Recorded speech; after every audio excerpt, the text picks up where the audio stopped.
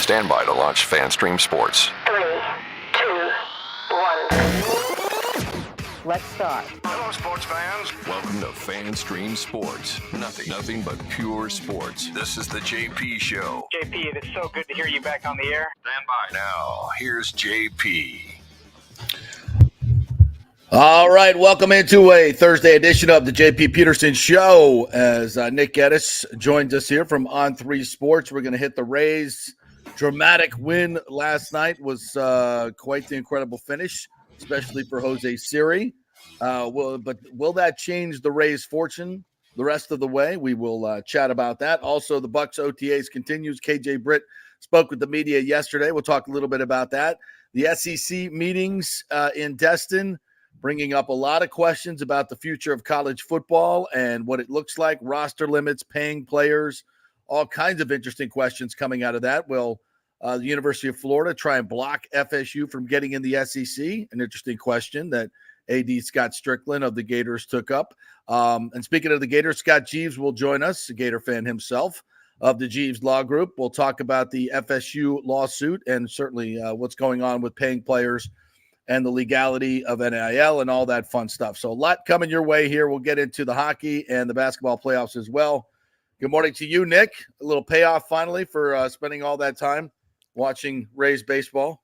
It's about damn time because I have not. Has anybody enjoyed watching this team play over the last 2 weeks? Truthfully, you kind of just go in every night and you're like, it's almost one of those things where you're just like, I feel like I have to watch them play tonight.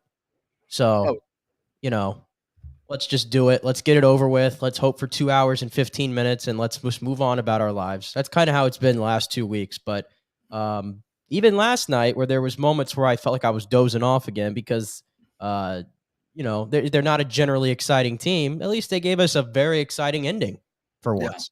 Yeah. Well, listen, Jose Siri has had a terrible time of it this year. I mean, his numbers compared to last year are abysmal. It's a big reason that this offense has gone from one of the best in baseball to one of the worst. I mean, not blaming Jose Siri. It's a team-wide thing. The loss of Luke Raley obviously was huge. It's not been obviously they have not been able to make up for the loss of that power from the left side. Josh Lowe been injured the entire time. So injuries have been a big factor of this, but we kind of talked about this yesterday. It just feels like this is a dysfunctional team on so many levels. But last night, you finally get some big hits. Jonathan Aranda with a pinch hit for an RBI. And, of course, Siri comes on after the amazing catch in the ninth inning to steal a 2-run homer, which may be one of the best catches I think I've ever seen in center field. And with Kevin Kiermaier having roamed out there for a long time, that's saying something. It was incredible. But it was also a game of – it was kind of a weird game with more guys thrown out on the bases, not clean baseball by the Rays, and that's really dogged them. But they get the win. They're still 2 games under 500 where they you got to get in the mix. I mean, 500 is kind of that, that's where you want to get to. No, we need to be well over 500 to be into the playoffs. So you hope that you can get to 500 and get some of these guys back. And, this just in, Junior Caminero out 4 to 6 weeks as he re-injures his quad. So there's no help on the way in terms of, one of the top prospects in baseball, unfortunately. So, this is the group you're going to have to live and die with. And right now it seems unlikely that they can make a run, but last night gave you a little bit of hope. Well, I'm not going to overreact after one game. Maybe that's the pessimist to me based on this team and what I've seen. And I think that's fair. But because but they didn't play, like you mentioned, even though they won the game, it's not like they played buttoned up baseball. No, like it was suck versus suck. Like the A's aren't a good suck. Like not the A's suck. The A's are not a good baseball team. No. Right now, you over the course of the entire year put together, not just the 2 weeks, you are average at best. That to me, this is just suck versus suck. So I'm not trying to poop on anybody's moment. Absolutely not Jose Siri. If there's a few players in the lineup that could stand to have a day like that. Or an inning like that, like Jose Siri did, and he was absolutely one of them. He needed it. The team needed it. The context of the catch is what makes that one of the greatest catches I've seen in Tropicana Field history. Yeah. Because of the free-for-all that they've been in. And you see that go up and you're like, oh, here we go. Not again. Like, if Fairbanks has been nails and now all of a sudden here he goes giving up a home run in the 9th inning and the lineup's not going to get it done late because they've already maxed out their runs. And he makes that catch. And basically he Randy Mossed Randy Arozarena, did he not? He did. He Just did. a little bit Absolutely, out there. He did. Yes. So, yeah, he needed that. But am I going to completely say, okay, this is the turning point? Because I feel like we do this a lot in sports. We see like a defining moment. We try to pick it out and go, this is the turning point. I don't know. This team, to me, has shown they're more bad than good until proven otherwise. Yeah. And who's coming in after this Oakland series, by the way, again? Refresh my memory. The Orioles. The Baltimore Orioles. Yeah, they're pretty good. Yeah, I don't think that's the team that you face right after if you're going on the turning point run here. Well, and you're going to see a marked difference in where the two teams are, right? And maybe the Rays elevate their play because they're playing in division, against a team that's much better than them, much better record than them. Maybe they do that. That's something that they've done in the past. So it'll be interesting to see if they can raise that level. But my guess is the same as yours. I don't think they will. I don't think they will at all. I just don't. I don't get a sense that this is a team that's very together. It's just something that just seemed to happen last night. And it's not like football, right? Where you have you have 17 regular season games, soon to be 18. And, you get a big win, that can get the momentum going in the right direction and propel you. Right. Baseball, 162 games, it kind of doesn't work that way. You need a couple series to do that, and they have not done that. You're going to win 60 games. You're going to lose 60 games. Yeah. And that's the old thing, right? That's what you do with the other 42. So obviously the Rays are going to get their wins at some point and everything. But yeah, I just, at least coming into this game, if they would have lost this game, I probably would have been going nuclear today because based on what I had seen the night before, if I would have been on yesterday's show, I was pretty hot about it because I'm just go ahead, rip it up. I was just up. Don't let us stop you. I mean, you get no hit on Sunday, for what, 5 innings or 6 innings by Michael Wacha. Yeah. Perfect game by Michael Wacha of all people. No disrespect, but I mean, it's not Nolan Ryan. And then you get a day off in between, and here come the A's to town. The A's were riding an 8-game road losing streak, and some guy named Mitch Spence. Never heard of Mitch Spence. No one has. Correct. So his third start. Yeah, and he no-hits the Rays into the 6th inning again, and it's like... It made him look foolish. Truthfully. And I'm just again, I'm sitting there at home, and I'm like, why am I watching this? There was no incentive to watch it whatsoever. I'm just like, this is brutal. This is absolutely brutal. And I said it yesterday, and I think they didn't get a runner in scoring position until the 9th inning. I want to say in that game. Yeah. 3 hit shutout against the Oakland A's and the great Mitch Spence. Right. And I was saying that night, I'm like, at what point do we just accept this is who they are? We're a third of the way through the season. The Cavalry, everybody keeps telling me, just wait till they get back. Just wait till they get back. And we've been doing that too, truthfully. But Josh Lowe got back. It was kind of meh. And now he's back on the IL. And then it's just wait for Junior. Just wait for Junior. Just wait for Junior. No. He's on the IL again. No. Again, this is his second IL stint. So the Cavalry ain't coming. This is it. What you see is what you get right now with the Rays. And so you better hope that Yandy Diaz, Brandon Lau, who shout out to Brandon Lau, let's keep it real. 2 hits last night, 2 big hits last night, a triple and a double, 2 triples for him, by the way, in a span of a couple of days. It's great to see. Wait till Brandon Lau gets back. Right. But again, we'll see if he goes on one of his heaters here. And Randy Arozarena. It's those 3 guys. If you have any hope of getting back into this playoff race, this wild card race, and I mean literally just the 3rd wild card spot. That's all we're really aiming for at this point. Right. The 3rd wild card spot, you better hope those 3 guys get their act around. We could talk about the Jose Series of the world, and yes, he's got a chip in and some other guys. It's those 3 players that are going to have to completely turn their seasons around, and it's got to happen sooner rather than later. And what? All right, so which 3 players now? Brandon Lau. Okay, Brandon Lau. Randy Arozarena. Okay, you're depending on Brandon Lau, who's been on the shelf more than 5-year-old can of beans. He is just he can't count on him. Randy Arozarena. Look, Randy's had some really good moments, but he's been streaky in his career.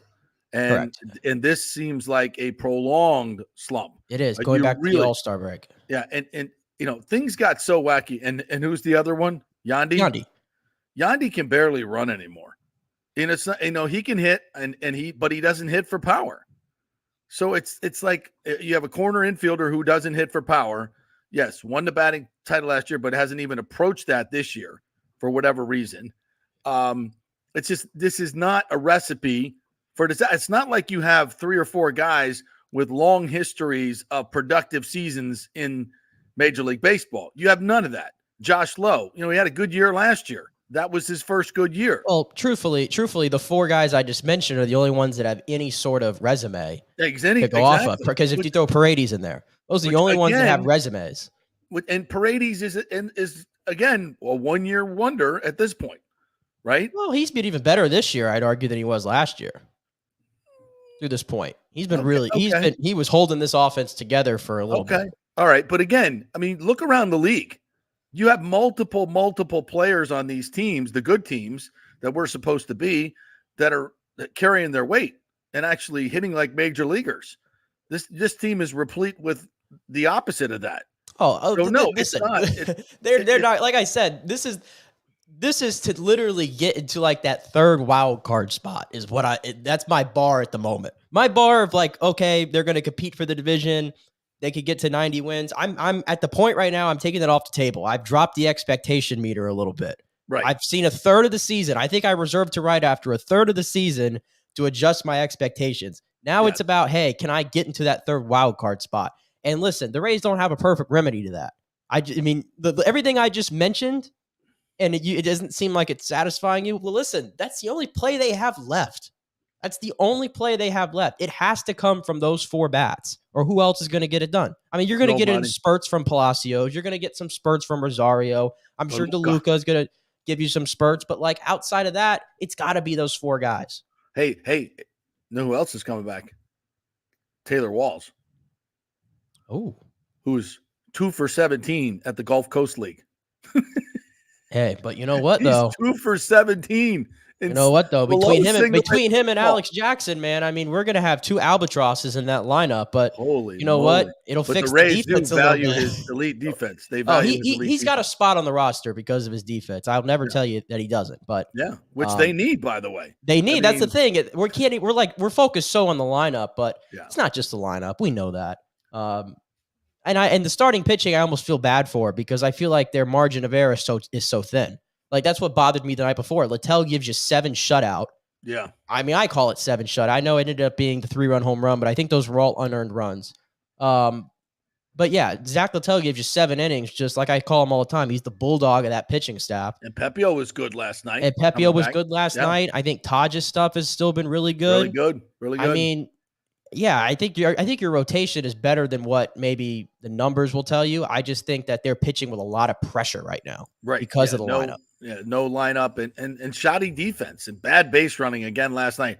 Yandy Diaz is thrown out at the plate. I guess he was sent by the third base coach, who I may have had an aneurysm in the moment. What are you doing? It's Yandy Diaz. Runs. But at that point, the relay guy's got to drop the ball.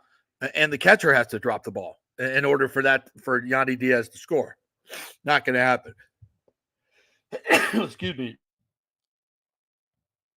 It was only 2. Could have been worse.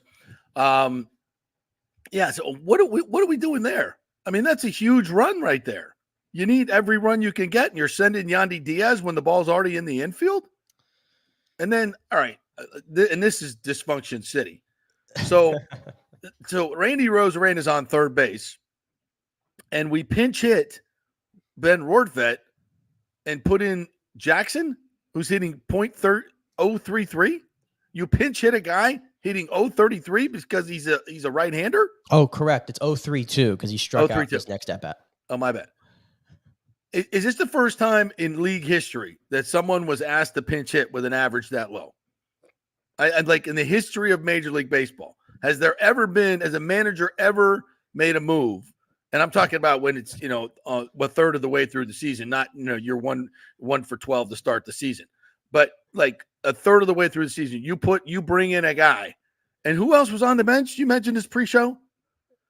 Johnny DeLuca was on the bench, and so was Jose Caballero. So I'm like, what the hell is that? Yeah.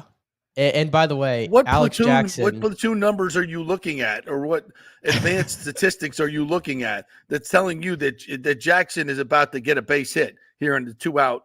Oh, he was due. He was due. He hasn't gotten a base hit since May 5th. I was 24 years old at that time. I mean, literally, May 5th was the last time he got a base hit. That's his only hit. He's 1 for 31 with 18 strikeouts. You're pinch hitting this guy. Correct.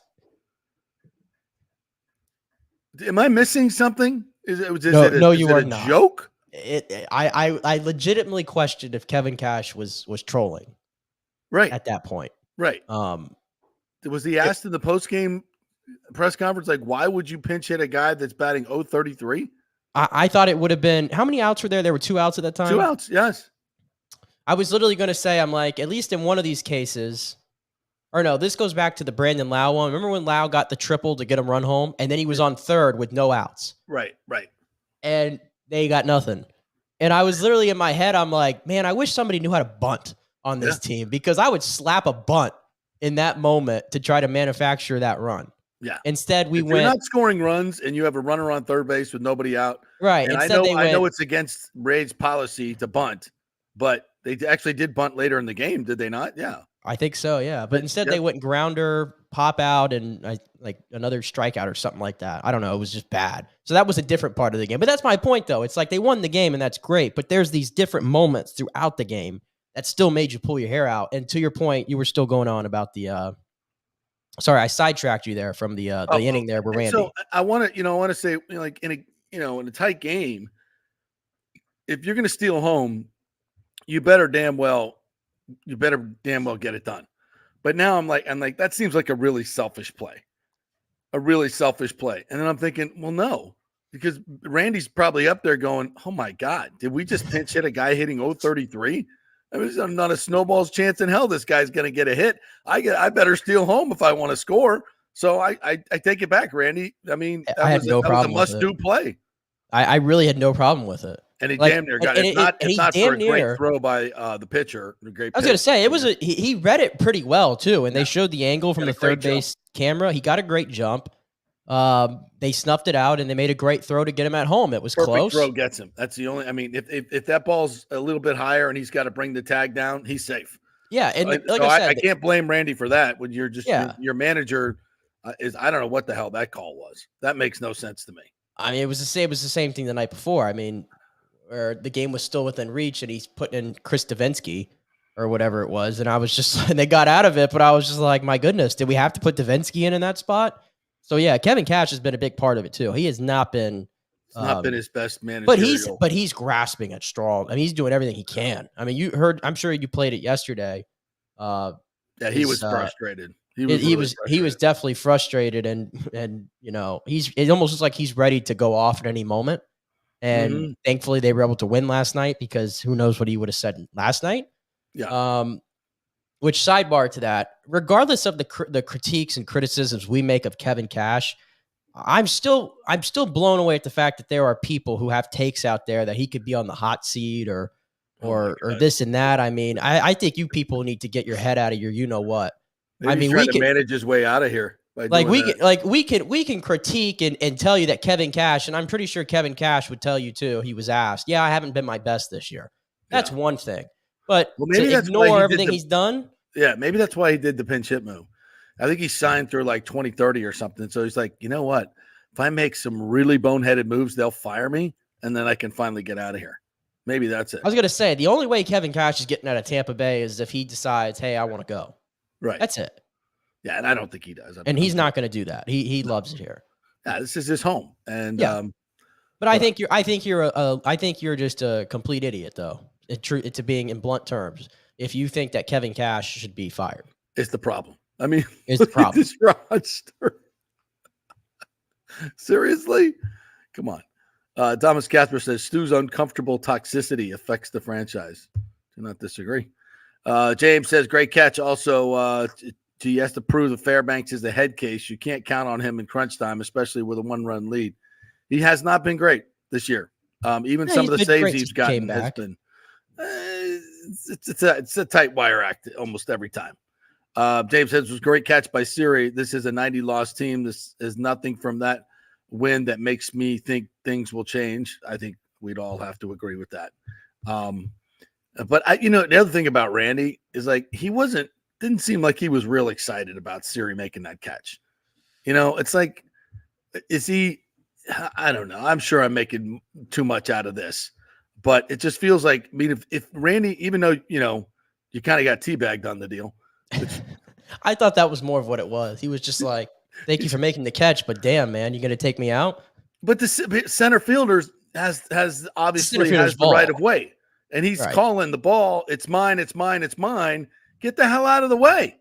I mean, it makes the degree of difficulty even more because he had to, go up over and teabag Randy to get to the ball. Yeah, I will say that extra height. I don't know. Yeah, Randy to me is at fault there because, like you said, he almost got taken out, but at the same time, he almost took out Jose Siri in the process. Yeah, and that's not your ball. In my opinion, you got to get out of the way. Because get out of the way. You think Randy Arozarena is jumping that high to try to make that catch? No, he was going to try to catch it. Just put his glove up there. It looked like until he got teabagged, and. But then where was the actual organic joy into he caught the ball and just saved the game? Randy was like he's pissed. You saw the replay. He's like, he wasn't high-fiving until Siri turned. I mean, of course, Siri's going to do his celebration, which he should. He's going to airplane and everything else. But Randy didn't look like Randy enjoyed the moment as much as I thought he should. It's hard to get a read on. It's hard to get a read on Randy, I think. Well, I think it's always hard to get a read on him. No. I just that's something that kind of bothered me. Lonnie says JP called it when they were having Randy Fest in Mexico, and his boy Adolis Garcia influenced Randy to do some curls down at Hogan's Beach in the offseason. Who the hell let that happen? It's like, the offseason, Randy starts running with all these celebs, and he feels like he's got to bulk up and look like Hulk Hogan. But here's the thing. He was struggling. Like I said, this isn't just this year. He was struggling all the way back to right after the All-Star break last year. Yeah, after the Home Run Derby. So, I mean, bulked Randy, not bulked Randy, just all versions of Randy over the past calendar year have not been good. Not been good. Lonnie says it's about time the Rays get their switch-hitting shortstop. Is that a reference to Wander Franco? Don't we get news on him, by the way, in the next day or two? June 1st, right? God knows what's going on. Even Rays fans would welcome him back. I don't know. It's pretty bad. Don't know about that. No? Don't know about that. Although he started, although he the gym with him, maybe. So he is a little bit. He's a big boy. He's a big boy. Yes, he is. Yes, he is. Although I was going to say to the point about Wander, he will forever be the. You want to talk about defining moments of when things turned? He was the defining moment of when things turned and got it not so great around here. Who's that? The Wander thing? Oh yeah, the Wander thing. Yeah, I think that's fair. And I said you can develop who you want in the minors, and thankfully the Rays have another stud coming up through the ranks, 2 of them. But you can't. Takes time. It takes time, and it sets you back a little bit, and it did. Set you back a lot. I mean, this team. We probably don't talk about this enough because it's just kind of a foregone conclusion that the dude is gone and will never play again. But that was a crushing blow. Since the time the Rays signed him at 16 years old, it's been the Wander watch. He became, and let's not forget about this, he became the number 1 prospect in baseball, and then eagerly awaited, obviously, got up here and delivered. I mean, he was showing you that he was going to be the next Fernando Tatis. He was going to be the next superstar in this league. And he turned out to be the next Fernando Tatis that runs into trouble and disappears.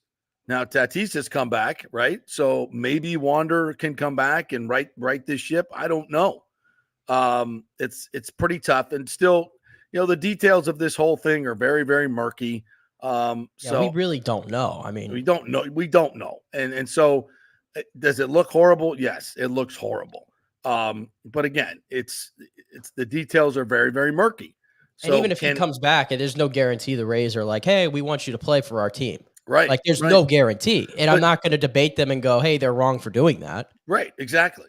But make no mistake about it. The franchise was built around Wander Franco. Yeah, they were making every decision in the last 3 years based on having a superstar at shortstop that would be a plus defender, give you 25 home runs and 100 RBIs every year, hit for high average, and be a clutch player. I mean, those guys don't grow on trees, and they would have them for a very affordable stretch, which everything was based around. I mean, they do budgets out, how many years, and of course they're very low budgets, but still this was part of it. And every decision was made around that. And once you take that piece out, you're screwed. You're screwed. It's like losing a franchise quarterback. You sign him to a big deal or whatever. You're counting on him to be the core of your team for the next 10 years. And suddenly, poof, he's gone. He's back in the minors. Yeah. And the impact of that, by the way, is they had to go out and try to get a shortstop. Right. In any case possible. And they had to sacrifice a little bit of power, which was Luke Raley, who had to go. And Jose Caballero has brought some nice qualities to the team. But again, he's in a tough spot trying to replace that guy. Yeah, you just can't. You can't. Nobody. It's a great point you make. Look at the collateral damage. You lose that bat of Luke Raley, that huge left-handed bat. And you sit here today, and I mean the Rays are 29th in home runs in baseball, and I think they only hit like 19 in the month of May. They hit like 45 in the month of May last year. Like that's how grim it is, and that's why your offense is where it's at, because it's so hard to string hits together like that, like they have to do to get runs home. Right. So this is a great night. We celebrate the win. Way to go, Jose Siri. And may I also say this about Jose Siri. See what happens when you just kind of shorten up your swing and make contact? And thank God he did. Because in that they bring in 5 infielders. So all you got to do is elevate the ball into left field. It's a huge. So all you got to do is just get the ball into left field. All right. And what does he do? Instead of taking these ridiculous swing for the fences swings completely out of control and no discipline, which is what he's been doing all year, he shortens up, takes a kind of a 3/4 half swing, and just delivers the ball into left field to get the run home. He has been doing that lately. Right? And I think it was funny, ironic. I think it was Randy of all people who told him that, why don't you shorten your swing up a little bit? And he's had a little bit of better results. Even on Sunday, he had the oh my goodness, he had the little blooper to right or to second base that just got through, that got a key run home there on Sunday to win the game. So he's the last 2 wins that this Rays team has had. It's been Jose Siri coming through. All right, let's play the play from last night, courtesy of Bally Sports. Here's the call. High fly ball back into left center. Siri, a long run. He's going to leap. He got it. Siri made the catch. You, Randy? How about that? Tracking that one all the way to the wall, leaping and making a sensational grab to retire Oakland in the top of the 9th. Here it is. What is Randy doing? Get the hell out of the way. It's for real. Siri making an outstanding catch. Did he just debag me? Geloff can't believe it. We're still tied at 3. What a play. What a play. Incredible. Yeah. I mean, that's incredible. And then you come up and you get the big hit. So. And I hope it's a turning point. I don't think it is. I hope I'm wrong. I hope it is a turning point. But you got a chance to win the series. The Rays, the only thing they can do now is you got to control what you can against the teams that are beatable. And you got to win. You have to win the game today. You get a 12:30 at home against Oakland. You have to put them away. Get 2 out of 3. And by the way, that'll be 3 out of 4 if you get it done before you go and play Baltimore. But the Rays have not beat good teams this year at all. They have not. No. So you got to beat these bad teams while you can. It's imperative. You got to get these wins. And today, Armstrong starts with Tyler Alexander backing him up as the bulk guy. So that's been a kind of a good combination. See if they can get it done Rick says, Siri said, "This is my ball. Here, Randy, these are for you." He did kind of look at Randy and go, I guess he's not moving. So, and he turns around and, to celebrate with Randy. Randy's got this pissed off look on his face. Like, did you just do that to me? Well, I told you this before the show, and I preface this in that it does not matter who makes the play. No, it does not. It does not matter who makes the play Randy. As long as the play gets done. But damn if I think there's more equity in Randy being able to be the one to have that moment last night. That's me. Something to get him going. Because it's more, I'm just putting it out there. It's more important for the team and the future of the team for this year for Randy to get going. And he's a guy that he needs moments. He needs moments. And well, what did we see last year? Like, Randy's starting to watch more tape. He's starting to, read the scouting report, which evidently he never did before. And when you watch his at-bats, what does it look like?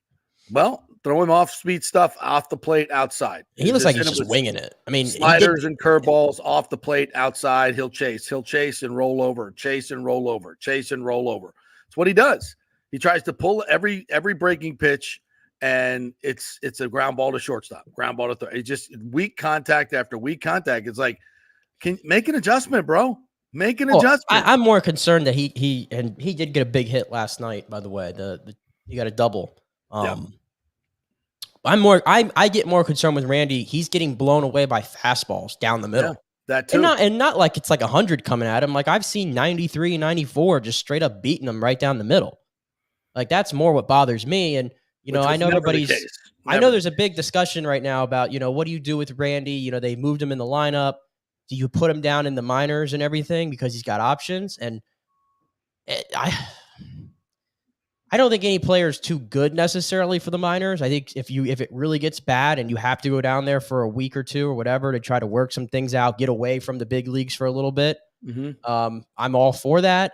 I know that there's a flip side of that Randy could go, oh, wow, you're putting me in the minors, huh? Like, you never know how the player's going to react to that, right? So I don't know. I know how Randy's going to react to that. He's going to be insulted. It's not going to be a positive. You run the risk of that being the reaction rather than, okay, let me get myself right here and let me see what happens. Or because, let's keep in mind who his agent is. It's Scott Boras. And not that the Rays ever had a shot to sign Randy Arozarena long-term anyway, nor should they. But Scott Boras is not going to forget that. And the relationship will be severed completely. Yeah.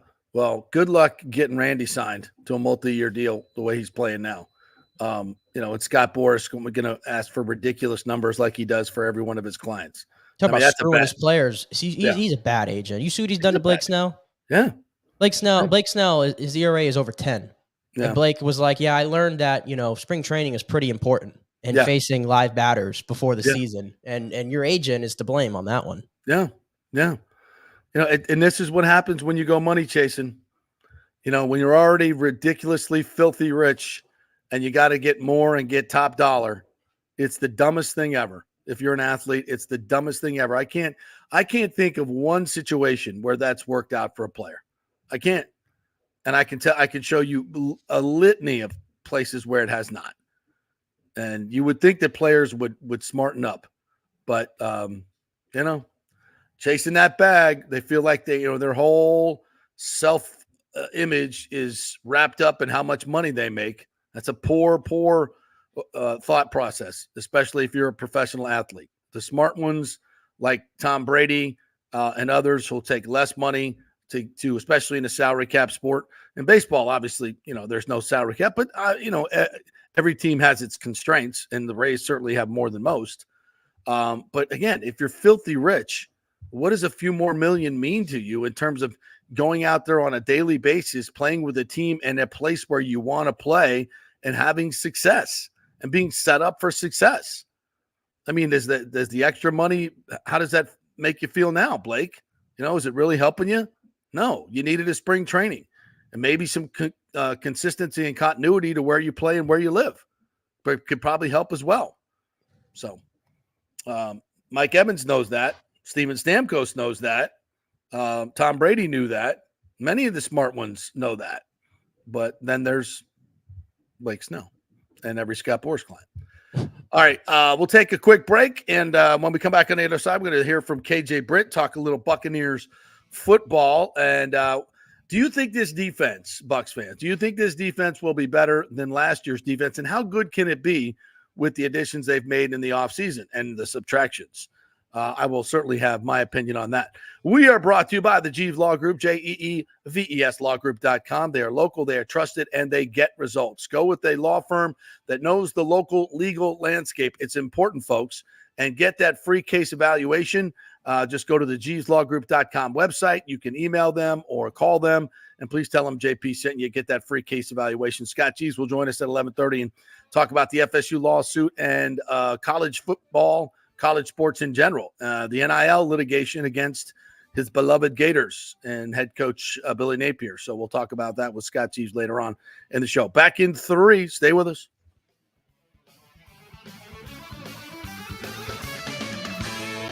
All right, guys, the Golden Diamond Source Memorial Day sale is here. Now, I know you guys are saying I don't have the money to buy a ring right now. Times are tough. What about this? 5-year interest-free financing, so you can buy a $5,000 ring and only pay $83 a month. You got $83 a month to put the ring on the finger of that special person. That's right, $5,000 ring, only $83 a month. So that's 5 years interest-free financing. And, of course, the Golden Diamond Source has the best selection. They have the best customer service.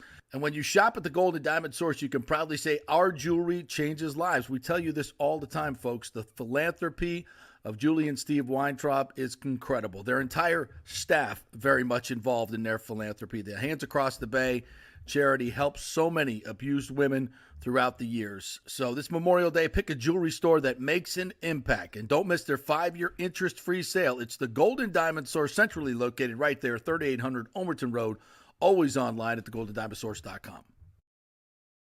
JP here for my good friends at Italiano Insurance, and they did it again. Once again, Italiano Insurance stepping up with the best customer service. I was in a bind. My old insurance company, my auto insurance, jacked up my rates, so I called Charity at Italiano Insurance, and she stayed till 9:30 at night until she got my insurance done. And guess what?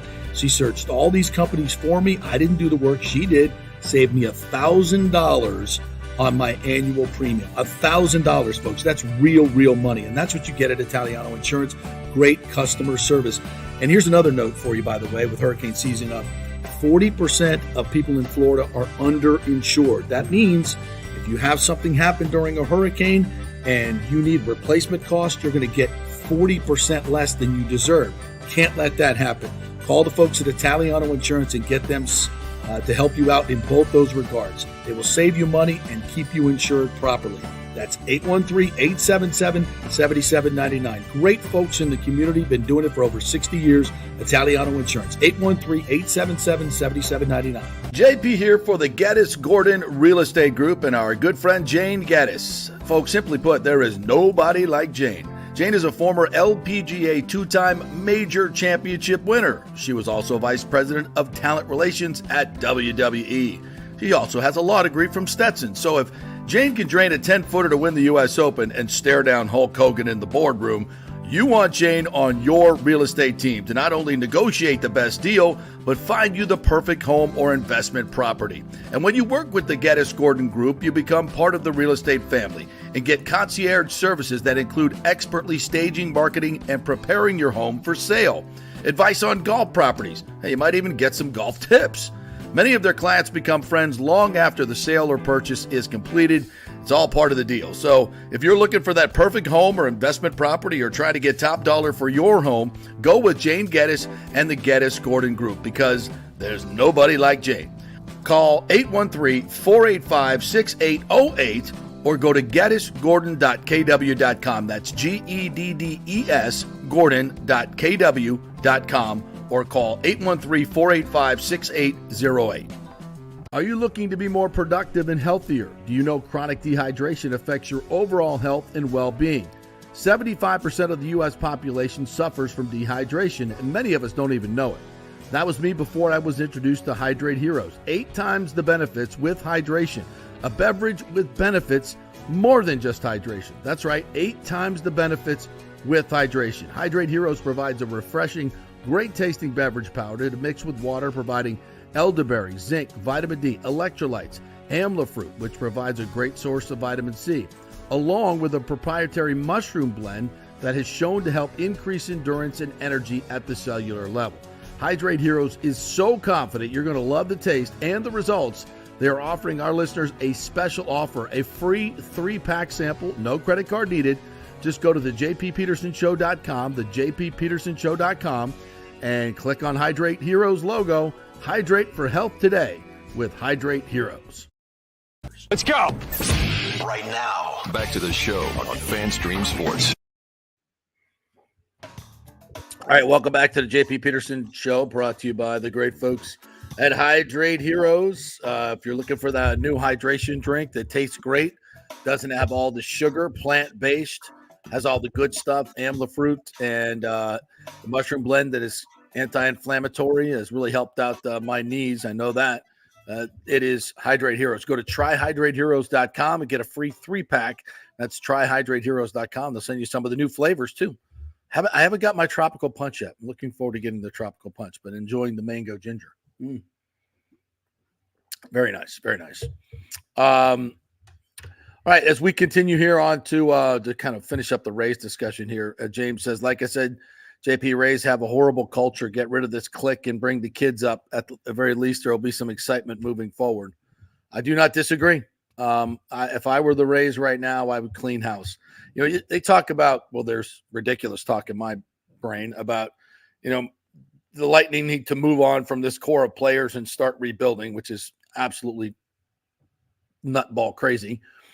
They still have very much a few years left in the window with this core of players. This core of players with the Rays, I would suggest, yes, absolutely move on. I think there's time for a changing of the guard. This group is not going to get it done.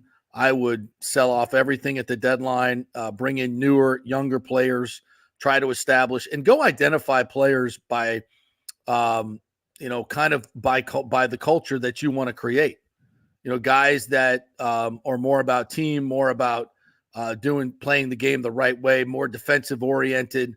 The Rays made a living on pitching and defense and let the offense do what they did. But this offense is dreadful. And it's also, they've made a lot of choices to try and increase the offense at the detriment of the defense. So, I actually welcome Taylor Walls back. I would say, rebuild with all great defensive players, beef up your pitching wherever you can. You got some good good pitchers coming back.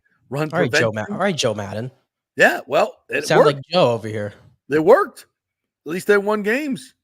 I mean, they've been winning a lot of games lately. It's just this is the year where the bottom has fallen out for all the reasons we've said. But yeah, they're going to have to make a decision at some point if they want to sell at the deadline. The problem is the assets I think you're talking about selling off, their value has been tanked.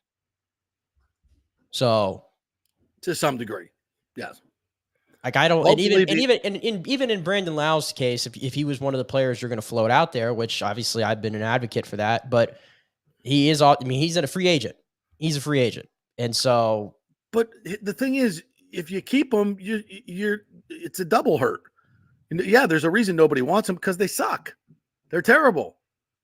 So we're going to let them just be terrible for us and keep other guys from getting here. I mean, get rid of them. Bring up younger players. They've got some good players in the minors. Pitchers are on the way. Which players are you talking about in the minors? Because, obviously we know Caminero. Eventually they'll get to Carson Williams. Yeah. But, I mean, Shinton didn't really get, I think, a fair shake when he was here. Right now. But, I mean, we even saw Meade, and I feel like I've seen Meade now, and I've been waiting for it, and there was nothing there that really wowed me. Aranda's finally getting a go, and he's been one of the better guys in this lineup since he's been up. So I don't know. I mean, all the other guys strike me as AAA rakers. Like they're just like they'll hit really good in AAA, and that's their level. Like everybody else that's in the hitting core, other than the guys that I just told you. I think it's Caminero, Carson Williams, Aranda, who's already here, and I don't know about that. What do you think you could get back for Zach Eflin? What do you think you could get back for a Randy Arozarena? I think Randy still has value. He's in a slump. He's got name value. There's still value there. He's got name value. Yeah, there's still value there. I think you can get something for him. You know, yeah. There's somebody. It'll be easier for somebody. Maybe you can get something for him. Brandon Lau hit 39 home runs. Maybe you can get something for him. I don't know. I'm kind of tired of this core of players. And look, Yandy Diaz. What can you get for Yandy? He was a batting champion. I think in another lineup that's not as dependent on him to do everything, he's a valuable piece. I will say it seems even more silly that of these players that we discussed, the only one that ever seemed to be in trade discussions was Isaac Paredes. Yeah. And of all the players on this team, he's the one I'm not trading at all. But, that opens a spot for Caminero when he's healthy. I don't care about that. You figure a way around it. You're in my opinion, you're in talent acquisition mode. The best hitter in this move Paredes to first. I don't figure it out. And put Junior Caminero at third. Yeah, you figure it out, in my opinion, in regard. You don't move on from Paredes to open up a hole for Caminero. You get both of them in that lineup, and you figure it out somehow. That's fine. Move them to first base and move on from Yandy. I mean, to me, that's where this needs to go. But enough of that nonsense about that team. The last thing I will say about the Rays, it's not even really about the Rays, but I think it deserves a shout out. Whoever made the decision at Bally's to do the Doug Wechter Wednesdays, I adore you, because Doug is a content machine. He is. On the Wednesday night. Did you see the video they played yesterday? He hit a home run over in the 162 landing. He did batting practice. They showed it there. He did batting practice on the field, and he got one out over in the 162 landing. And it was funny to see him swinging and everything, obviously, because he was like swinging with everything he's got and all that, and his mouth was like that.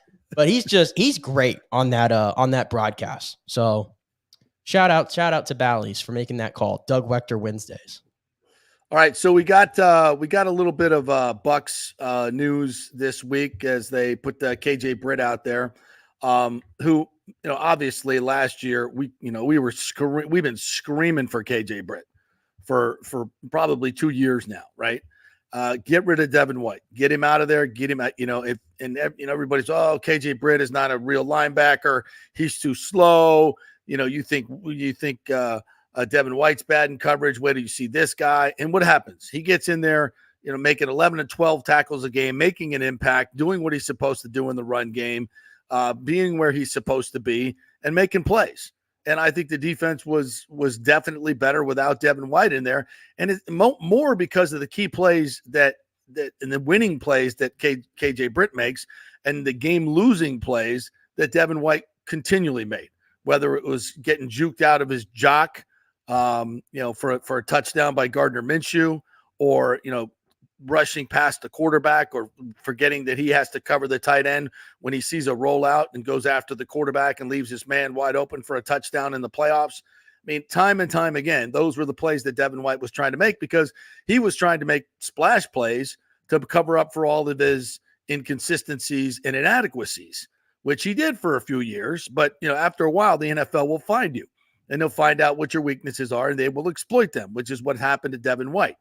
And, once again, one of Todd Bowles' blind spots is he takes way too long to get rid of guys and get them out of there who are not performing. And Devin White is absolutely exhibit A when it comes to that. And KJ Britt did a hell of a job when he got in there. And I think, quite frankly, that this defense gets better by the subtraction of Devin White, just because of those key plays where he was targeted by the opposing offenses are not going to be as easy to get in key situations, in red zone situations, first down situations. So I think KJ Britt is a huge upgrade, quite frankly. I also think the addition of Braswell and Tyke Smith give great chess pieces for Todd Bowles, who was a very good chess player when it comes to calling defensive plays. Tyke Smith, especially the way he's got Rondé Barber type instincts, and don't forget the return of Jordan Whitehead as well. And teaming with Antoine in the backfield there as safeties, in Winfield Jr. So this defense, to me, gets immeasurably better on so many levels because of Carlton. Even Carlton Davis being gone, if you can have somebody in there on a consistent basis, which hopefully will be Zion McCollum, that helps you as well. And there's the other guys that they brought in as well that can help, in fringe spots. Randy Gregory, Bryce Hall, also in the secondary. So you've got a bunch of new faces and new guys on this defense. But KJ Britt, to me, is going to be one of the keys. Let's listen a little bit to his interview this week as he met with the media at OTAs.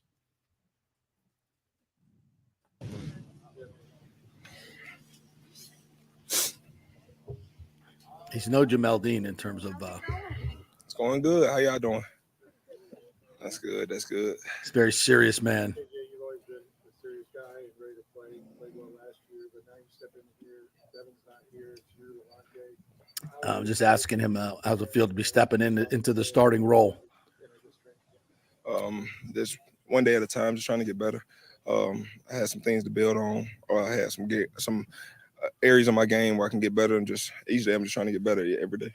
Coach Bowles was saying that you really worked on your eyes, but that was something that. Talking about what Bowles said about his, his eyes calming down and not taking all the eye candy for the offense. But just focus. Has to give you. If you're focusing on what you're looking at, kind of let your ability take care of itself. So just focusing on what I'm looking at, just mental preparation. So a lot of that then is happening before you even get out on the field. No, it's kind of by play formation. Thank you. When you talk about mental preparation, how much does Levante David help you in that regard? Oh, how much does Levante help? He's the best. Just watching him on tape, week in, week out, knowing what the standard is, he just helps everybody around him, and he's the best to play this game. Agreed. I can just play, just go out here and practice and let what I do out here in practice, let it take care of itself. What's it been like transitioning to the special teams format of these kickoffs and whatnot? It's been weird. It's not as a lot of running, so it's kind of more of a, have to be a little bit more physical at the point of attack. It's gonna be a lot of windows because the field's so wide. It's one ball and he catch it with speed, and it's kind of stalemate. So it's gonna be weird. It's gonna be something to we're gonna have to really get used to. When you started to get a lot more playing time this past year, it also comes with needing to communicate and use your voice, and also use your voice as just a leader for the defense as a whole. Talking about using his voice as a leader on this team, being a new starter. It's been fun. Just diving into the playbook. I wanted to learn. That's the main thing. I wanted to learn. I wanted to get better. Just kind of letting the byproduct, what I do out here, to kind of just let it spill over to what happened on Sundays. What about 2 hours? Did it freeze? Sometimes you have to inspire teammates and kind of pick everybody up when guys are kind of dragging the field a little. Yeah, this is my 4th year here, so it's kind of like, some guys don't really know what's going on. I kind of been here enough that where I've been getting everything been thrown at me. So just kind of letting guys know it's just ball, just come out here, have fun, communicate, fly around, and same thing you did in college, same thing you did in high school, just here at the highest level. AJ, it's early, but what have you seen from Servassier, even making some plays? That's about what he's seen from Servassier Dennis, who's backing up Levante David. Man. Those are my brothers. We talk every day. Just watching him, he's getting better. Each and every day. We got an approach to the game where if we ain't getting better, we wasting time. It's hot, it's humid. So if we ain't getting better, what are we doing? Because the film room ain't gonna lie to us. So we have accountability with one another. We just make sure we hold each other up because it's ball at the end of the day. What are your thoughts on the NFL having guardian caps? You can wear them throughout training camp, and then also players allowed to wear them during the season. I ain't gave it no thought. I'm just waiting on tomorrow. I ain't gave it no thought about no guardian cap or nothing like that. I seen, where they was talking about that. I really ain't gave it no thought because if you don't, I don't know what's going on. He's not wearing a guardian cap. You started at Green Bay last year, and then you started more games and played more. It's one thing to be out here and train and be prepared yourself. What was that experience like for you? How was it different? What did you learn from it? How can you get better from it? I just went out there and just played ball. Didn't let the game get too big. You know, it's big to everybody else, but when you line up, I just played the game. It was I kind of was prepping all week. You know, moving like I need to move, and when I got out there, it was just kind of like a byproduct. You know, just kind of flying around. One thing about it, man, we got a will. You know, we got a will. We're trying to win. So I'm trying to play games to win the game. So it was fun to go out there and just win games, and you know. We weren't satisfied the way we ended. You know, we need a Super Bowl, but we're gonna work. When he was playing at the end of the season, they were winning more games. This just in. He's also going to be calling the plays and wearing the headset for the defense. No, I just showed my faith. You know, just praying to God each and every day, just whatever you want me to do, you know, I'm cool with it, you know, because I had games where I played and I had games I didn't play. I was cool with whatever. Just whatever however the team need me, that's why I'm gonna step up as. You know, I don't try to get too big and try to, you know, do whatever. However the team need me, that's what I'm gonna do. Put stuff on my Instagram that I want to be traded, stuff like that. We'll see that from KJ Britt. How do you balance sticking to the scheme and making sure you're taking care of business, but at the same time being able to make that play? Like, you know, The balance between making splash plays and sticking to the scheme and your responsibilities. Just knowing what's going on. Like Mike Singletary said, he said every play, somebody telling you something, you just got to see it. So just watching him, just watching, you know, linebackers like Foot, Levante, everybody knows what's going on. You know, everybody knows what you're going to get. And that's kind of what puts you, you know, a little step faster if you know what's going on. So just kind of knowing what's going on kind of helped me put myself in position to make plays. Oh, yeah.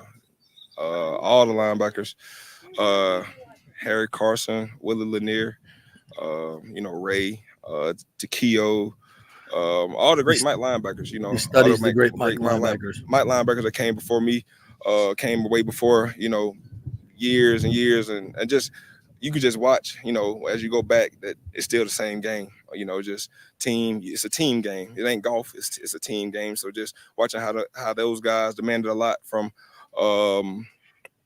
their teammates, you know, Sam Mills, the Dome Patrol, all those good linebackers, Ricky Jackson. So just watching all those teams and watching how they were good and what they did, you know, just the formula is still the same. That's interesting. Well, you know, what they give me, that's what I get. But you know, I could do a lot of research on my own too. How about that? Yeah. How much of a mental preparation is that? Todd is not shy about it. You know, it's fun. You know, it's not really mental preparation. It's kind of, you know, you get the call. You know, you see what you get. For offense, you know, you kind of talk to guys accordingly. Each play, a guy might not need to be talked to. So just taking your time, just seeing the formation, and then just letting the game be slow to you. Don't rush your call, don't rush your assignment. Just kind of letting the game be slow, and it all unfolds. Yeah, that's such a key for linebackers, you know, and you could tell when KJ came up, it was a little much for him. The speed of the game was too much. He, you know, you tried to do too much. And now, as you know, in his fourth year, he's more mature about this. He's been around, he understands it. And, you know, for some guys, it just takes a little while. It's hard to adjust to the NFL. And I think he was a little overwhelmed, but you could see he's very much in control now. I love the fact that he studies, you know, the greats that have played the game and can name them off and can name the defenses that were named after him, and Sam Mills and Ricky Jackson. Right. Although you shouldn't talk about Saints. I don't think you're allowed to talk about Saints. Sam had a great career with the Panthers Hall as well. Hall of Famer, though. Yeah, Hall of Famer. You know, and that just 5 foot nothing. But instinctual. You know, to me, that middle linebacker spot, those inside linebacker spots are just they're mirrors of running backs. Yeah, you know, they've got to have the feel for the holes. Yeah, and let me give you some good. Well, before I get into these numbers on KJ, and I'll demonstrate to you why the defense was so much better when he was in there. When I listen to KJ speak, and I haven't heard him speak much, that's probably one of the first times. Yeah. All business. Yeah, he's all business, and everything's about. I just want to play ball. You know, all that kind of stuff. And I've heard Todd say the same thing. So you could see why Todd, you know, and he's a good case study, by the way, for no matter where you get drafted, no matter how long you're in the system, quote unquote, or in the building. And because we didn't think there was anything to KJ Britt, it was just like, yeah, he's the backup. And when we see him in preseason, we're not blown away. We're not blown away at camp. But then he gets a shot to actually play in real games, which you can't really simulate any other. Right. You have to see it. He never got that opportunity, especially that position. Right. And he just, I mean, maybe blow you away is too strong of a word, but it was just into contrast of who was playing there before. And this is where I transitioned to these numbers that I dug up this morning on KJ. I mean, you talked about how important how this defense, how it can be better. Well, let me tell you the numbers of how it's going to be better. Last year, weeks 1 to 12, when Devin White was playing every down, the Bucs ranked 30th in run defense. Their linebackers ranked 32nd in run defense. Okay, weeks 13 all the way through the playoffs, through the end of the playoffs. The Bucs got all the way up to were 12th in run defense, and they were 9th in run defense from linebackers. How about that? And then KJ specifically, he ranked 8th overall as this is from Pro Football Focus, by the way, 8th overall linebacker from week 13 on in the entire NFL. How about that? And he was top 20 in all the other metrics in regards to run defense, run stop, missed tackles. And by the way, in coverage, only allowed 4 or 5 catches for 40 yards. And from week 13 on, him and Levante David were the best linebacker duo that was graded on Pro Football Focus. How about that? That is how big of an impact KJ Britt made. And again, he wasn't making like super splash plays or trying to do that. As I said then, and I'll say it now, he was just playing the position. And look at how the difference it made for this defense. That's it. Well, and as Rick says, a disciplined linebacker allows safeties to do their job. Absolutely. And when you turn on the tape, it was so refreshing to see a middle linebacker take on a blocker, shed the blocker, move into the hole and make a play, or chase that running back into somebody else's arms. And by the way, play the position. So by the way, and remember I told you there, KJ Britt ranked 19th in run defense among linebackers. For context, Devin White last year ranked 87 out of 89. See, this is, those are the numbers, and they're stark and they're just obvious. When you turned on the tape, it's there. You could see it for Devin White. This is why we've been banging on him for 2 years. And you just wonder, what the hell is Todd Bowles thinking? Like, why do you continue to put this guy in there? And when you finally went to KJ Britt, look how much better it got. How many games did the Bucs lose because Todd Bowles wanted to put Devin White or Jason or whoever it was, wanted to keep Devin White in that position? How many games did we lose? How much worse was the defense because he was in there? When you had a better, who you see in practice every day, who is sitting there, and you literally tell us is your best downhill thumper that you have, then why the hell has it taken him 3 years to get on the effing field when this guy is so bad? This is what drives me nuts about this coaching staff. Like, how long does it take before you can say that dude ain't getting it done? That we got other professional football players here who we've drafted that can play the position. Let's give them a shot. I mean, NFL is the ultimate meritocracy. Sports is. If you can't play favorites. And for the fact that this guy for so long sat on the bench and we watched Devin White do this tomfoolery that he was doing out there. And I'm no football expert. Todd Bowles has forgotten more football than I'll ever know. This is what is so perplexing. Like, Todd, what are you doing? Like, what are you doing? Why is this guy still playing? Yeah, I do think obviously Devin was removed from the equation. They didn't draft a linebacker, so I thought that was the biggest vote of confidence for KJ Britt that you could have possibly gotten. And as much as I might have reservations about Jamel Dean being a true cornerback 1 on this team, listen, Carlton Davis was being probably miscast in that role because he just couldn't stay healthy and he couldn't get his hands on footballs more often than not. And so he's been removed from the equation because of that. So yeah, I think as long as the Bucs are able to generate pressure, okay, because that's the other part of this. The Bucs are going to go nowhere if they continue to not get pressure, and most of it comes from the interior. Like, they've got to get some of it from the outside as well. So hopefully somebody emerges next to Yaya Diaby. But yeah, on paper, it seems like the defense is in a much better position to succeed this year than it was last year. Absolutely. That's why I think this is why we talked about yesterday is, you've got Vegas has the Bucks at 7.5. 7.5? Yeah. Are you serious? I think that's 7.5. That's what it came out as. I don't know if it changed after the draft or what happened, but I'll double check that in the break. But I think this team is closer to a 12-win team than they are a 7-win team. Now, I still think they're in the 10 to 11 range. That's where I have them, 10 to 11. But again, I think they're way closer to – I think this is a team that could win 12 games. I absolutely do think that. I think they're dramatically improved on the offensive line.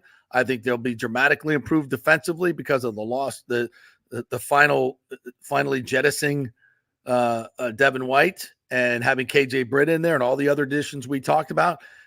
And Graham Barton, I think, is a tremendous upgrade on your offensive line. And the offensive line just gets better.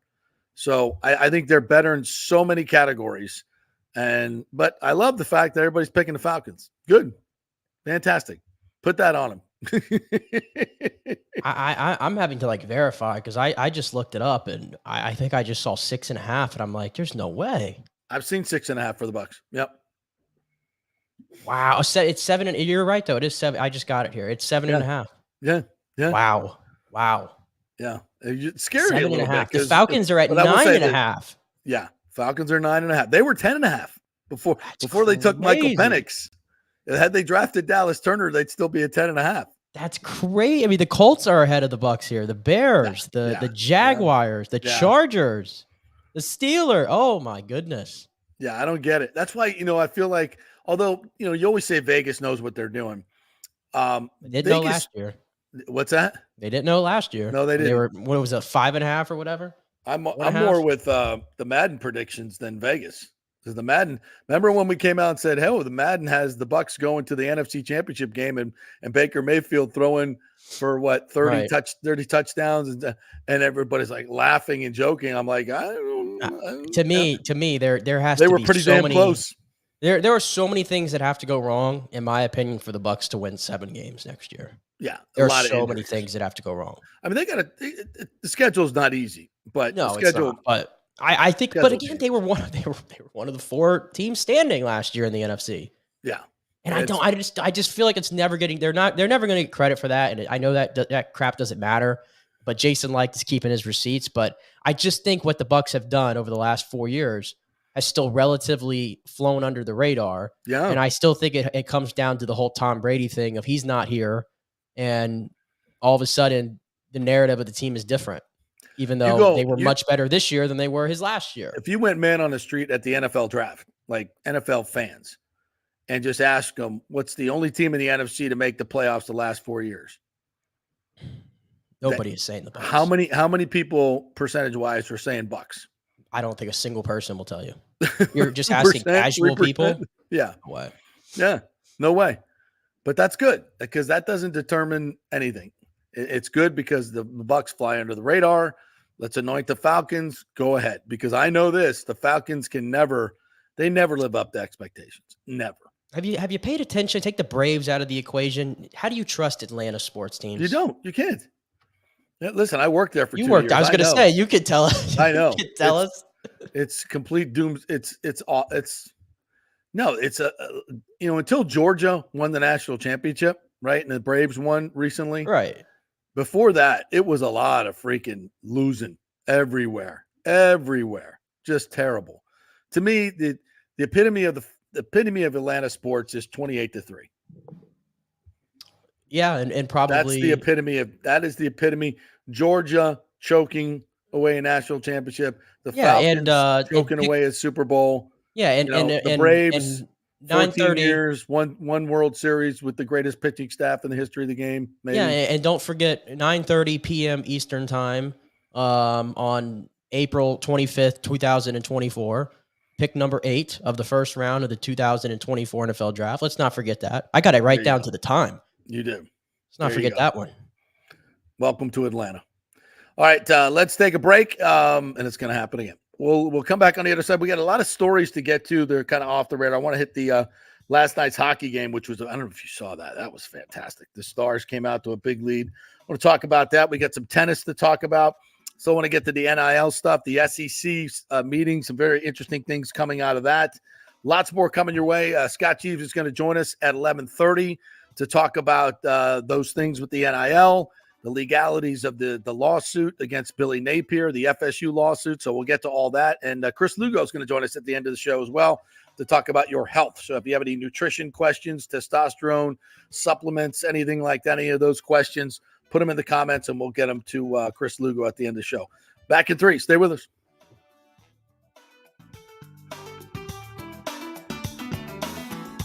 Are you looking to be more productive and healthier? Do you know chronic dehydration affects your overall health and well-being? 75% of the U.S. population suffers from dehydration, and many of us don't even know it. That was me before I was introduced to Hydrate Heroes. 8 times the benefits with hydration. A beverage with benefits more than just hydration. That's right, 8 times the benefits with hydration. Hydrate Heroes provides a refreshing, great-tasting beverage powder to mix with water, providing elderberry, zinc, vitamin D, electrolytes, amla fruit, which provides a great source of vitamin C, along with a proprietary mushroom blend that has shown to help increase endurance and energy at the cellular level. Hydrate Heroes is so confident you're going to love the taste and the results. They are offering our listeners a special offer, a free 3-pack sample, no credit card needed. Just go to the jppetersonshow.com, the jppetersonshow.com, and click on Hydrate Heroes logo. Hydrate for health today with Hydrate Heroes. JP here for the Geddes Gordon Real Estate Group and our good friend Jane Geddes. Folks, simply put, there is nobody like Jane. Jane is a former LPGA 2-time major championship winner. She was also vice president of talent relations at WWE.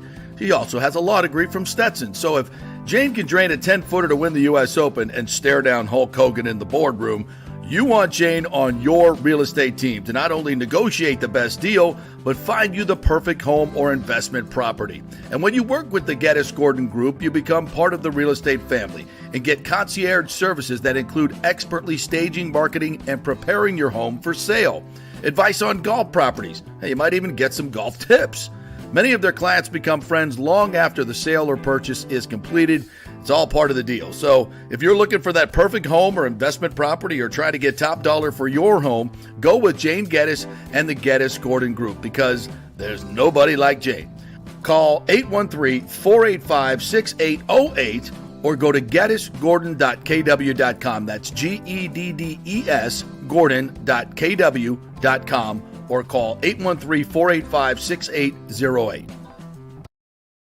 Hey, the Golden Diamond Source Memorial Day sale is on. You got a graduation coming up right now. You want to get a gift? What better way than to go to the Golden Diamond Source right now? Your destination for over 40 years, if you can dream it. They have it all under one roof. Folks, graduation gifts are very, very special. So get them something shiny, something that will last a lifetime. And that's the Golden Diamond Source. They have a tremendous selection there, great customer service. And of course, if you're selling or trading jewelry right now, you can get the highest trade-in value of the year for your diamonds. Upgrade today and use that money towards a graduation gift. It's the Golden Diamond Source, 3800 Olmerton Road, always online at thegoldendiamondsource.com. JP here for my good friends at Italiano Insurance, and they did it again. Once again, Italiano Insurance stepping up with the best customer service. I was in a bind. My old insurance company, my auto insurance, jacked up my rates, so I called Charity at Italiano Insurance, and she stayed till 9:30 at night until she got my insurance done. And guess what? She searched all these companies for me. I didn't do the work. She did. Saved me $1,000 on my annual premium. $1,000, folks. That's real money. And that's what you get at Italiano Insurance. Great customer service. And here's another note for you, by the way, with hurricane season up. 40% of people in Florida are underinsured. That means if you have something happen during a hurricane and you need replacement costs, you're going to get 40% less than you deserve. Can't let that happen. Call the folks at Italiano Insurance and get them to help you out in both those regards. They will save you money and keep you insured properly. That's 813-877-7799. Great folks in the community, been doing it for over 60 years. Italiano Insurance, 813-877-7799. Let's go. Right now, back to the show on FanStream Sports. All right, welcome back to the JP Peterson Show, brought to you by Extravaganza Productions. The great folks over there. If you have a big event, small event, any kind of event going on, and you want the professionals to run it for you or give you some great ideas to make it better, Extravaganza Productions can do that for you. From big parties to Olympic-size events, they do it all, and they've got a warehouse full of props and things you can use to make your party or charity event a huge hit. So get a free creative meeting with them, and they'll show you around the warehouse, the whole deal. Extravaganzaproductions.com, and tell them JP sent you. Always fun to hang out with those folks over there and work with them because they do a great job. Which, by the way, we'll be doing for the Sports Club of Tampa Bay. We got the Hall of Fame ceremonies going on next week at Higgins Hall. That's Wednesday, June 5th. So looking forward to that. We had Titus on the show last week. Titus O'Neil, Thaddeus Bullard. So he'll be going in along with Steve Spurrier. Charlie Bradley from USF will be going in. Bobby Diaz as well, softball coach. Aaron Andrews. And who am I forgetting? Bruce Arians. Did I mention Bruce Arians? He'll be going in. So lots of big names. It's going to be a big, big night. So if you haven't got your tickets, go to Sports Club of Tampa Bay's website and do that. Should be fun. All right, Nick, I know there's some topics that you wanted to hit on, so I'll let you lead off. Yeah, so I was the tennis season is here. Roland Garros is going off. I don't know if you've been watching. It's a little hard to find. It is. Unless you have the tennis channel. This took me like forever yesterday because I knew that Naomi Osaka and Iga Swiatek were playing each other. And I'm like, well, that's a second-round matchup. Okay. But I forgot that, final to me. Right, and I forgot that Naomi had been off on maternity leave, so she was not ranked. Same thing that happened with Nadal. That was unfortunate. He had to play Zverev or what I think that's how you pronounce Zverev, it. yeah. Zverev had to play him in the first round, unfortunately. But yeah, so this is a second round matchup yesterday, and I found it. I apparently I do have the tennis channel. I did not know I had the tennis channel. ESPN used to carry this. I guess they don't anymore. I don't know if they pick it up at some point, but yeah, I was looking. I went on ESPN Plus, and I was like, wow, they don't have this anywhere. And I was like, how in the world are these two? Sports is so hard to watch. Again, it's one of those things so much more difficult. Again, it's one of those things where I'm just like, I'm all in the interest of obviously raising the awareness for women's sports and everything. And here is the number one tennis player in the entire world, and then maybe the most popular women's tennis player in the entire world, and Naomi Osaka, making her return from maternity leave, right? Mm-hmm. I'm like, how is this not anywhere on TV unless you have the tennis channel? But whatever. I digress. It was I don't know if you got to see it, JP, but I don't know if you're going to find a better tennis match in the women's side this year, because like you said, this could have been worthy of a final at two of the best players in the world right there. And Naomi Osaka playing on there on the, is it clay? Right? Yes, the red clay of Roland Garros. She's playing on clay, and that's Swiatek's surface. It's not Osaka's. She's notoriously not great on that surface. But she had her A game yesterday, and there was a moment where she was up 5-3 in the third set with match point. On match point, Naomi Osaka up 5-3, and she couldn't get it done. She hit 2 into the net with chances to win the match. And Swiatek comes back and wins that set, then wins the next one, and then wins the next 2 games. Put her away. Just completely collapsed. Naomi Osaka did in that third set where she had match point. That's lack of playing time. That's lack of being tournament tested. So she'll be good when she gets back. She'll definitely be good. So that's very interesting. Did you see the hockey game last night at all? I couldn't. I did. I was trying to stay up for it. It came out so damn late, but I caught some of it though. Yeah, it's hard to watch. When you're watching the Rays, it's like I got to watch something where people are actually moving. The Stars come out to a 2-0 lead in the first 5 minutes. They give up a goal in 35 seconds in, and it just looks like they're going to just roll. And of course, I bet on the Stars, so I'm like, oh, okay, this is good. This is very good. But of course, the eventual. My betting on them comes back to haunt me. And McDavid, I don't know if you saw this. He has a wide open net.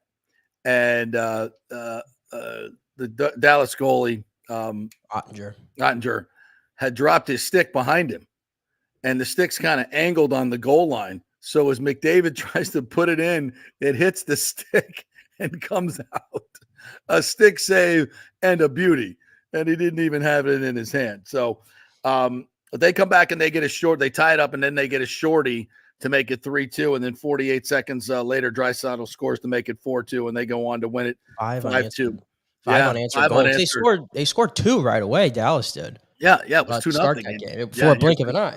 Yeah, and you're thinking this is going to be a huge swing in the series. So now it's 2-2 instead of 3-1, and you got a best of 3 series. And I think everybody had Dallas winning this, but it's a not so fast, my friend.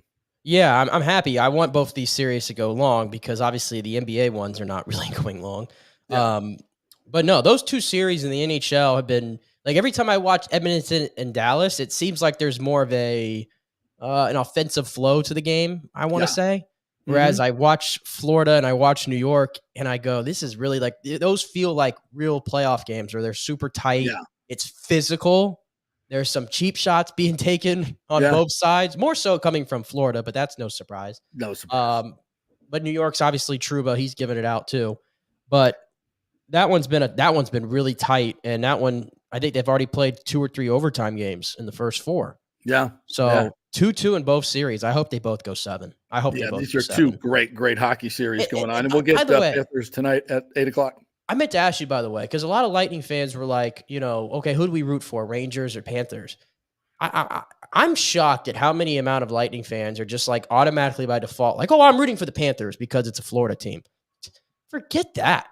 Are you kidding me? I'm not rooting for the Florida Panthers. I find myself rooting for the Panthers. I can't root for the Rangers. They're worse. You think the Rangers are worse than the Panthers? I don't know. I don't know who the hell to root for. I just root for good hockey. The Lightning's primary rival is the Florida Panthers. Yes or no? Yes. Why would I root for the Florida Panthers? We have played them. They're not. We know that they're dirty. The way that the season's ended this year. How can I root for that team? It's hard. But I just find myself rooting for them instead of the Rangers. It's New York, for God's sakes. I can't like anything out of New York. Come on. Yeah. But the Rangers, though, I mean, I found myself rooting for the Knicks because I like that group of players. I did. It's tough. I agree with you. It's tough. I don't know where to go with that.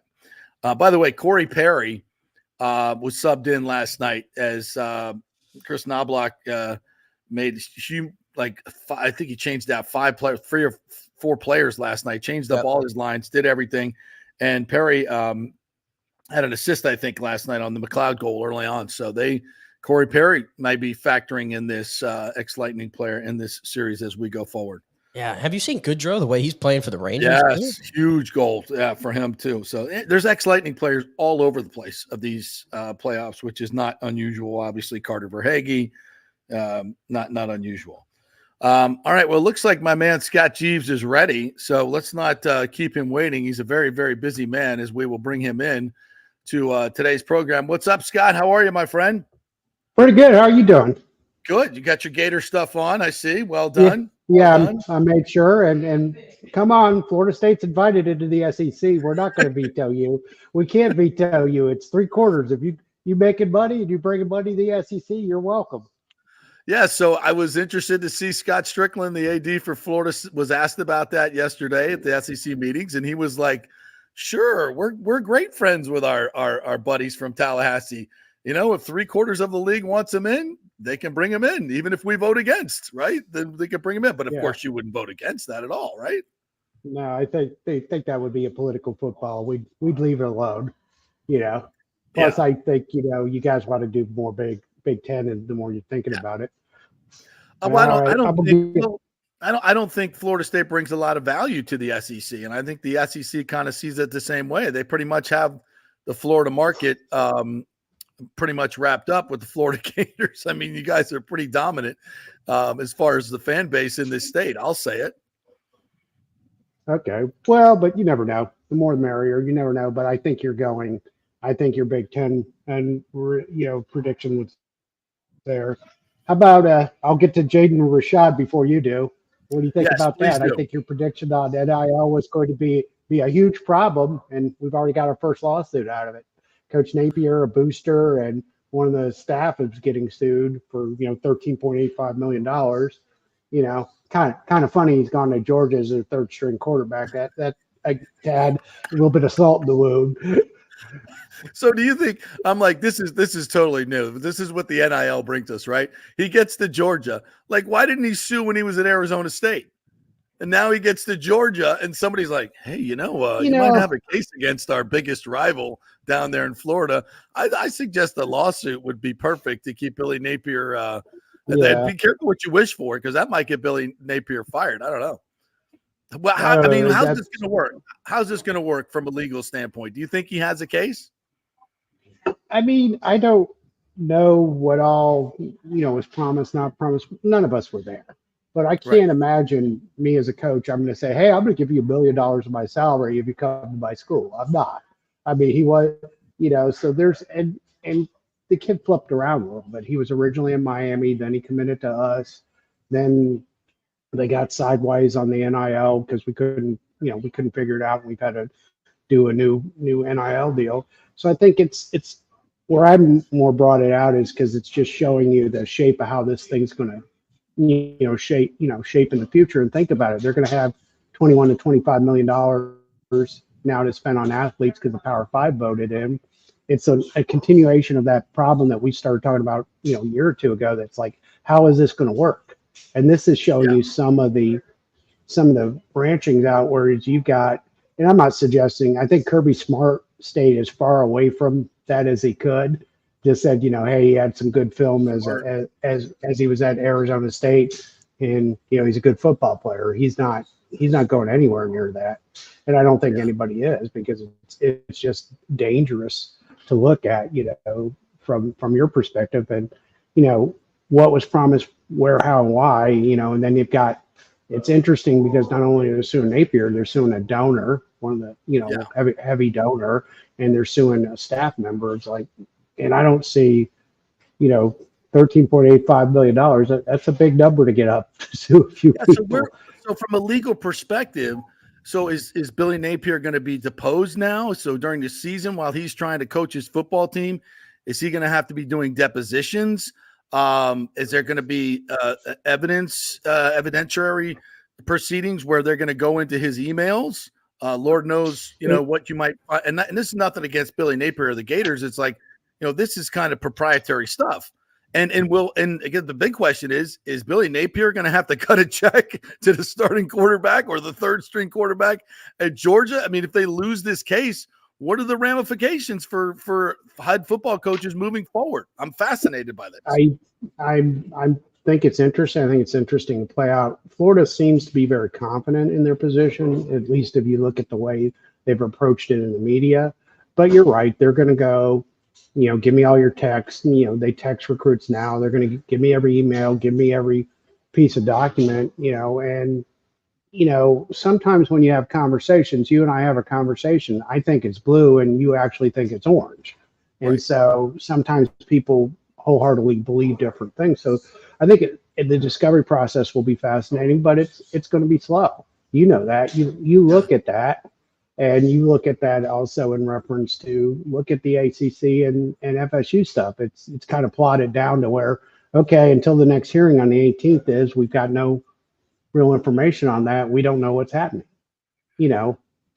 But like here's an interesting thought, because I don't know where I've seen this before, but maybe in our politics. But could the attorneys for Jaden Rashada say, we want to depose Billy Napier the week of the Florida-Georgia game? I mean, where you're interfering, you can't. I mean, I don't know. Would an attorney do that? Would they be allowed to do that? Well, how would these proceedings be? I mean, it brings up a lot of interesting questions. I think it's particularly, first you do paper discovery, you do interrogatories, you do all that stuff. I think all that should take place first. Right. And if I was Napier's attorney and they tried to depose during the Florida-Georgia game, especially with him being on the opposing bench, I'd be like, hey, this is a protective order issue. Let's make this get past the football season. Right. That's his job. So they'll that's push it down the line.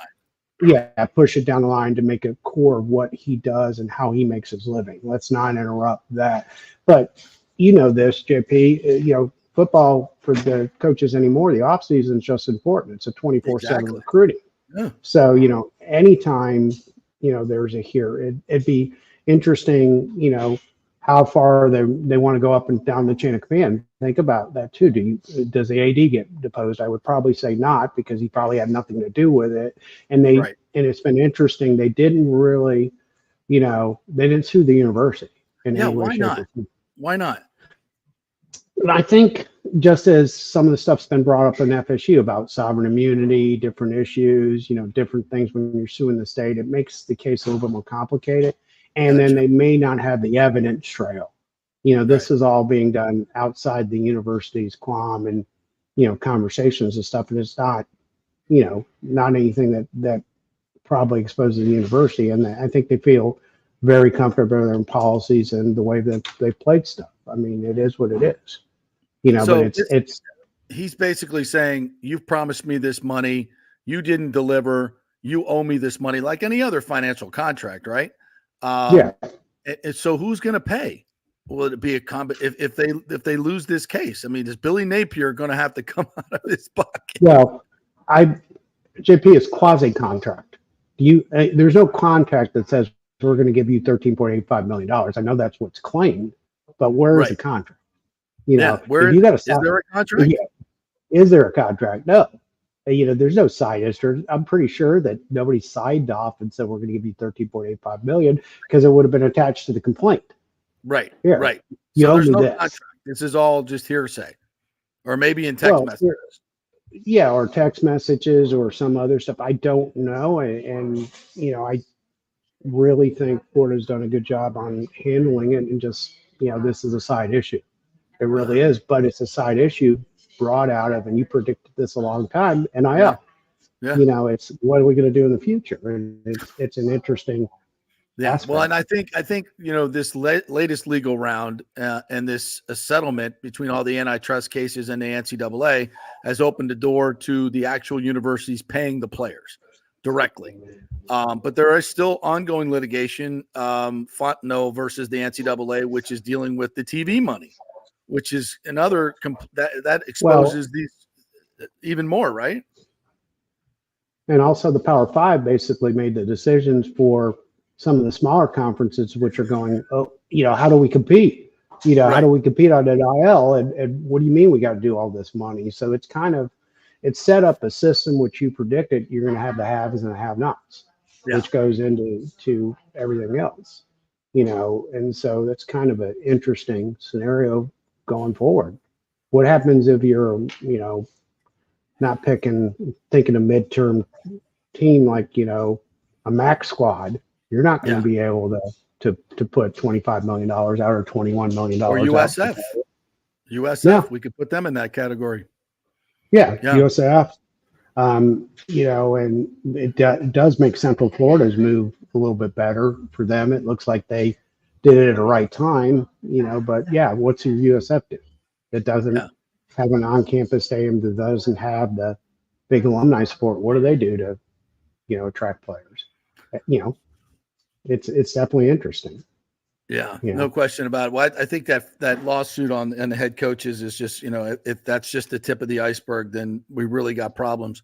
Do you think there are any? Well, let's get to the FSU lawsuit. Any updates there? I mean, I just got something that just came over Twitter, and I sent it to you. So I hate to kind of ambush you with this, but basically, Attorney General Ashley Moody of the state of Florida is demanding to see the ESPN agreement that ESPN and the ACC have done, gone to great lengths to keep very private. And she wants the other states' AGs to jump in here and demand to see this incredibly intricate contract that has, I don't know, some type of value that can't be seen in public. We've talked about this before, but what does this latest development do in terms of putting the pressure on ESPN and the ACC to get some settlement done? I think it puts pressure on because it's if I don't want to give up a contract, and I might look more to settlements, and I think it's both. I'm pretty sure the North Carolina AG is probably putting some pressure on his end to do stuff because they're all state interest. I mean, the ACC is a North Carolina there's a number of member schools from North Carolina. And I still, JP, I think there's a settlement or compromise to be made. It's just, I think the parties have got to get creative, and they're going to have to be really smart, and and I think there's advantages. I say this in some respects for Florida State and Clemson, if they do like a phase out time, because they can still continue to play a good schedule. They still are in a Power 5 conference. And you're gonna laugh when I say this. Remember, the ACC had more bowl victories and overall, good teams. They had a ton of teams into bowl games. They really did. This was a better year for ACC football, but for if you clash it where, they may play, I think 3 or 4 of them lost to FBS schools because I just guess they went past them on the radar, but they all played pretty well. So there's arguments that ACC football is much better. I think ACC football from top to bottom is the best it's ever been. But once, Florida State and Clemson and Florida State are back. I think it's fair to say Clemson made a run at the end of the season. After they lost to Florida State, they didn't lose again. So they, I would say Clemson is definitely on their way back. But, what happened at the end of the season where those 2 SEC teams were elevated, and Dallas, Texas is an SEC team over FSU. Well, that will forever sting the ACC and put them in a second-class category, which is why Clemson and FSU will definitely get out. I think North Carolina and Miami will follow. And I think it'll be once that exit fee is figured out. And these pressure points, the things that Ashley Moody is doing to get this contract exposed, these are pressure points that will force the settlement, correct? I think any pressure point, people do stuff when they're under pressure. You got to push people. It's same thing.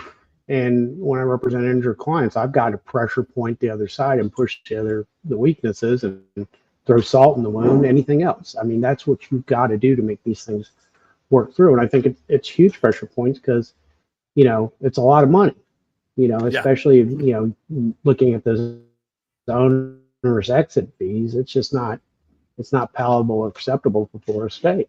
So there's a lot of things at risk. And I think pressure points from both sides, and I don't think, and to be honest, the judges in both states are putting a lot of pressure on everybody because nobody's not, relinquishing jurisdiction. So it's kind of, it's a show. It's interesting. And I think it's going to be, fodder for the media for another 6 months to a year. It's going to go on through the season. So I know you don't do a lot of criminal work, but all the charges were dropped on Scotty Scheffler, and we had to get to that story today. I don't know how much you saw of that whole incident. It seemed to me from the very beginning it was a very overzealous cop that could have diffused the situation. I'm sure you've dealt with this in your career. And finally, and by the way, the cop has a rap sheet pretty long himself. How he hasn't been fired yet, I have no idea. What are your thoughts on how that whole thing went down and the charges being dropped? I think it was very overzealous on the police officer. I think the prosecutor, it's a check and balance. I think the prosecutor did the right thing. Those golfers were supposed to be allowed to go around and get in on the early rounds. They weren't supposed to have to go past gates. It's a rainy situation where you're not seeing something. Why does a police officer, he put himself in harm's way. He jumps onto a car. That's just not crazy what I would see. And I'm just glad he wasn't hurt. And I'll give the golfer a lot of credit. I mean, he went and played around later, didn't shoot that bad. If I'd been in jail that day, I probably wouldn't have shot real well. Shot 67? No, probably not.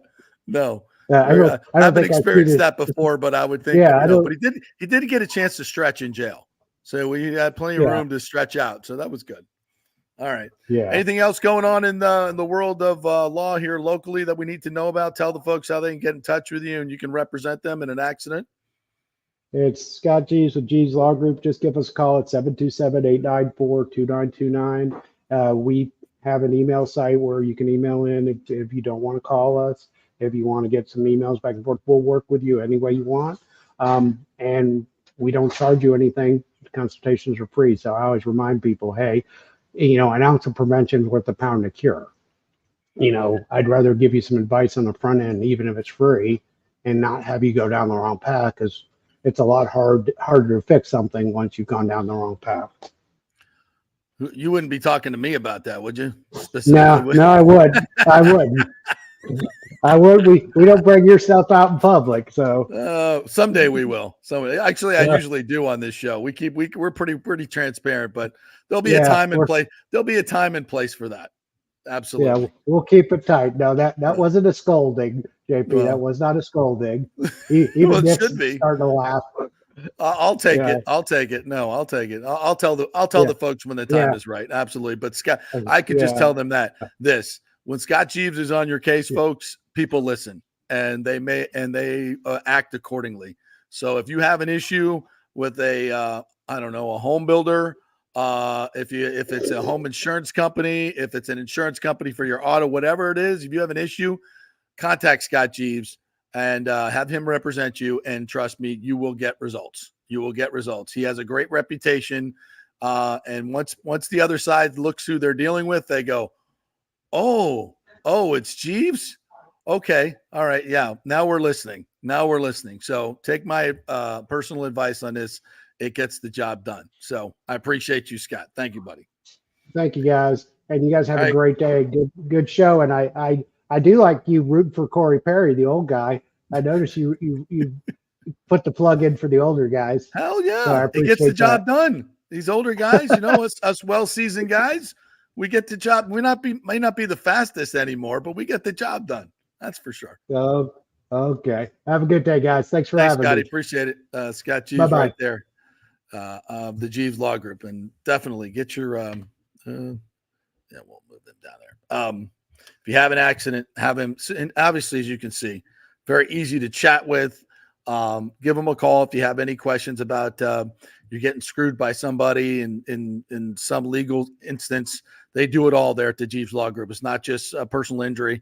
It's a lot of different stuff. He does class action lawsuits and all kinds of stuff. But yes, I did have him write me a letter in an instance of some issues that I had. And it's very interesting how people treat you differently when you have representation, and especially representations like Scott Jeeves.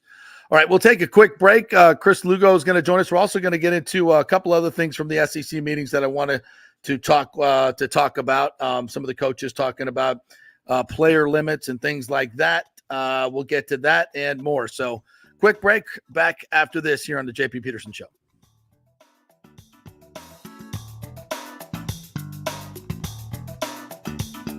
JP here for the Jeeves Law Group and my man Scott Jeeves, who lives right here and has long been a highly respected member of our community. He's a proud sponsor of the Tampa Riverwalk. Jeeves Law Group is also a proud sponsor of our Grand Central District in St. Pete and has neighborhood events throughout the year. He has an office on Central Avenue in St. Pete and one on South Howard in Tampa. You can't get more local than that. So when you need an attorney, you're going to hire some huge firm that advertises all over the state or the one that supports your favorite sports show. It's the Jeeves Law Group. We're local, we're trusted, and we get results. For personal injury and personal attention, call us for a free case evaluation. That's 8889-JEEVES. That's 8889-JEEVES. All right, this is for all you guys who don't want to go to the gym and do 5,000 crunches. At Bay Area Modern Medical Center, you can get on the new True Body machine where you can reduce fat and tone up your muscle. It's like doing 54,000 crunches in just 15 minutes.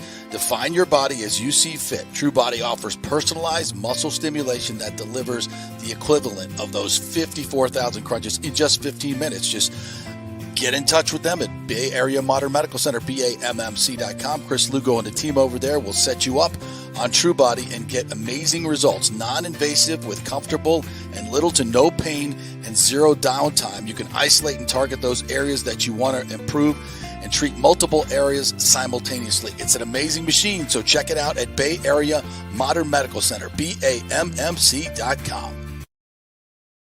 JP here for Extravaganza Productions. You know, I've worked with these pros on so many big and small events. They recently did the Kappa Alpha Psi Grand Reunion, the Tampa RV Show Exhibit. They did the Skills Center opening of Tampa Bay. They can do those small events. They do the biggest of events. So if you were thinking about planning a meeting or special event, call the talented staff at Team EPI. They will give you a free creative meeting if you mention the JP Peterson Show. They will provide you with an exceptional experience. Heck, they'll even show you their huge warehouse with great props. Anything you want. They'll do it on time and on budget. You can reach them at their Tampa headquarters at 813-621-4700 or go to extravaganzaproductions.com. Tell them JP sent you. Let's go. Right now, back to the show on FanStream Sports. All right, welcome back to the JP Peterson Show, brought to you by the great folks at Italiano Insurance. Charity is working on an issue for me right now with my auto insurance that went up and our homeowners insurance and bundling them all together. And what do you know? She came back the other day with the quotes, and it looks like they're going to save me probably $1,200 by bundling all our stuff together. Once again, they did all the work, and I get to get all the savings. So give them a call over to Italiano Insurance, 813-877-7799. You may have read that there are more homeowners insurance companies moving into the state of Florida. That is true because they see the high rates. They want to get some of this, but it creates more competition. So definitely shop those homeowners insurance rates now. You've gotten your bills. Ashley, I think this house is going to go down $500 from her. She went from Allstate to another homeowners insurance that's coming in. So that's significant once again. So call Italiano, let them shop it around, 813-877-7799, save you lots and lots of money on homeowners insurance, hopefully. All right, let's welcome in our good friend Chris Lugo, another Gator. All my advertisers are Gators. Absolutely. This is right. So you guys know how even-handed I am, right? I mean, I would support FSU, but we love the Gators as well, and we love reporting on the Gators as well, even when they're being sued. Yeah, Chris, I am great. I'm following all your advice, staying on top of it. And as I tell the listeners all the time, it's one of the best decisions I've made for my personal health was coming to see you. So thank you. Good to hear. Good. You guys want to expand on that? How much the different things you're doing now, Nick, that you've lost, 20 some pounds, 23 pounds? Well, I'd lost 20 pounds, but after I talked to Chris, we both agreed that I needed to make some better diet changes. So as of now, after a month or almost 2 months, I guess, since we first met, I've put on 7 or 8 pounds back on. Good. Just by adding more protein to my diet and changing a workout schedule and things like that. Nice. He got me on some supplements that I take morning and night. So just following that plan, nothing too crazy, but it's definitely changed my lifestyle around a lot. And so you haven't been specific. Like we want to lose that visceral fat, right? That fat, that big beater gut, right? That you can't grab, right, but it's underneath the muscle. That's the visceral fat. That's the one that's going to kill you quicker than doing anything else. So we want to, you want to get that six pack, but the bad stuff is the visceral fat, the stuff that you can't grab. It's underneath protecting your organs. It's your omentum, which means apron, that you can't touch and feel. But that's the bad stuff. So we want to lose fat, not really lean muscle mass. But one thing we chatted about, if you're okay with me talking about it, is go ahead. A lot of people aren't eating enough protein. Protein is the key here, really and truly. Like I told you before, like I was jaded by my degree from University of Florida. I was taught by the WHO, the World Health Organization, which is terrible. That's keeping starving Africans from withering away. Not to be that's where they come from, but that's not where you want to be an ultimate human. And I hate to use that word because someone else just used that word. Shit. Sorry about that, but I don't like the person who used that word, but it's true though. Yeah, I was reading an article about nutrition, and it focused on what these things called blue zones. These are areas of the world where you have more centenarians than anywhere else in the world, people living past 100. And it's like, okay, what are they doing? What are they eating? One of those places is Sardinia, the island off of Italy. And when you look into their diet, they eat a lot of carbohydrates, a lot of pasta, a lot of cheeses, a lot of things like that normally people would associate with not being healthy. But what they don't eat are any processed foods, because all of their foods are pretty much homegrown on the island, and they're just not processed. And you're going and eating fresh food and not putting them in the refrigerator for weeks and weeks or in the pantry. Correct. And I was looking at all the things they're eating, and I'm like, well, yeah, that looks great. The food looks fantastic. And I'm like, why? So that's not necessarily pasta is bad. It's preservative pasta is bad. You right? got it. Our food chain is broken here. This is why we have all these gyms popping up. How many gyms are on Sardinia? Probably not a whole lot. Is there a Gold's Gym? Is there a Crunch Fit? No, there's not. Right. But we have to do all this extreme stuff to get healthy because our food chain, the fuel that we're putting inside us is bad. Yeah. Plain and simple. How do you get outside the processed foods? I mean, in terms of like, are there places to shop? I mean, I know there's Whole Foods. I know there's Sprouts and places like this. Or you know, organics are probably better, but a lot of the organic stuff is still coming from big food. Like, so I don't know, can you trust it? Would you go to farmers markets? Like, how would you approach this if you're trying to get all these preservatives out of your food supply?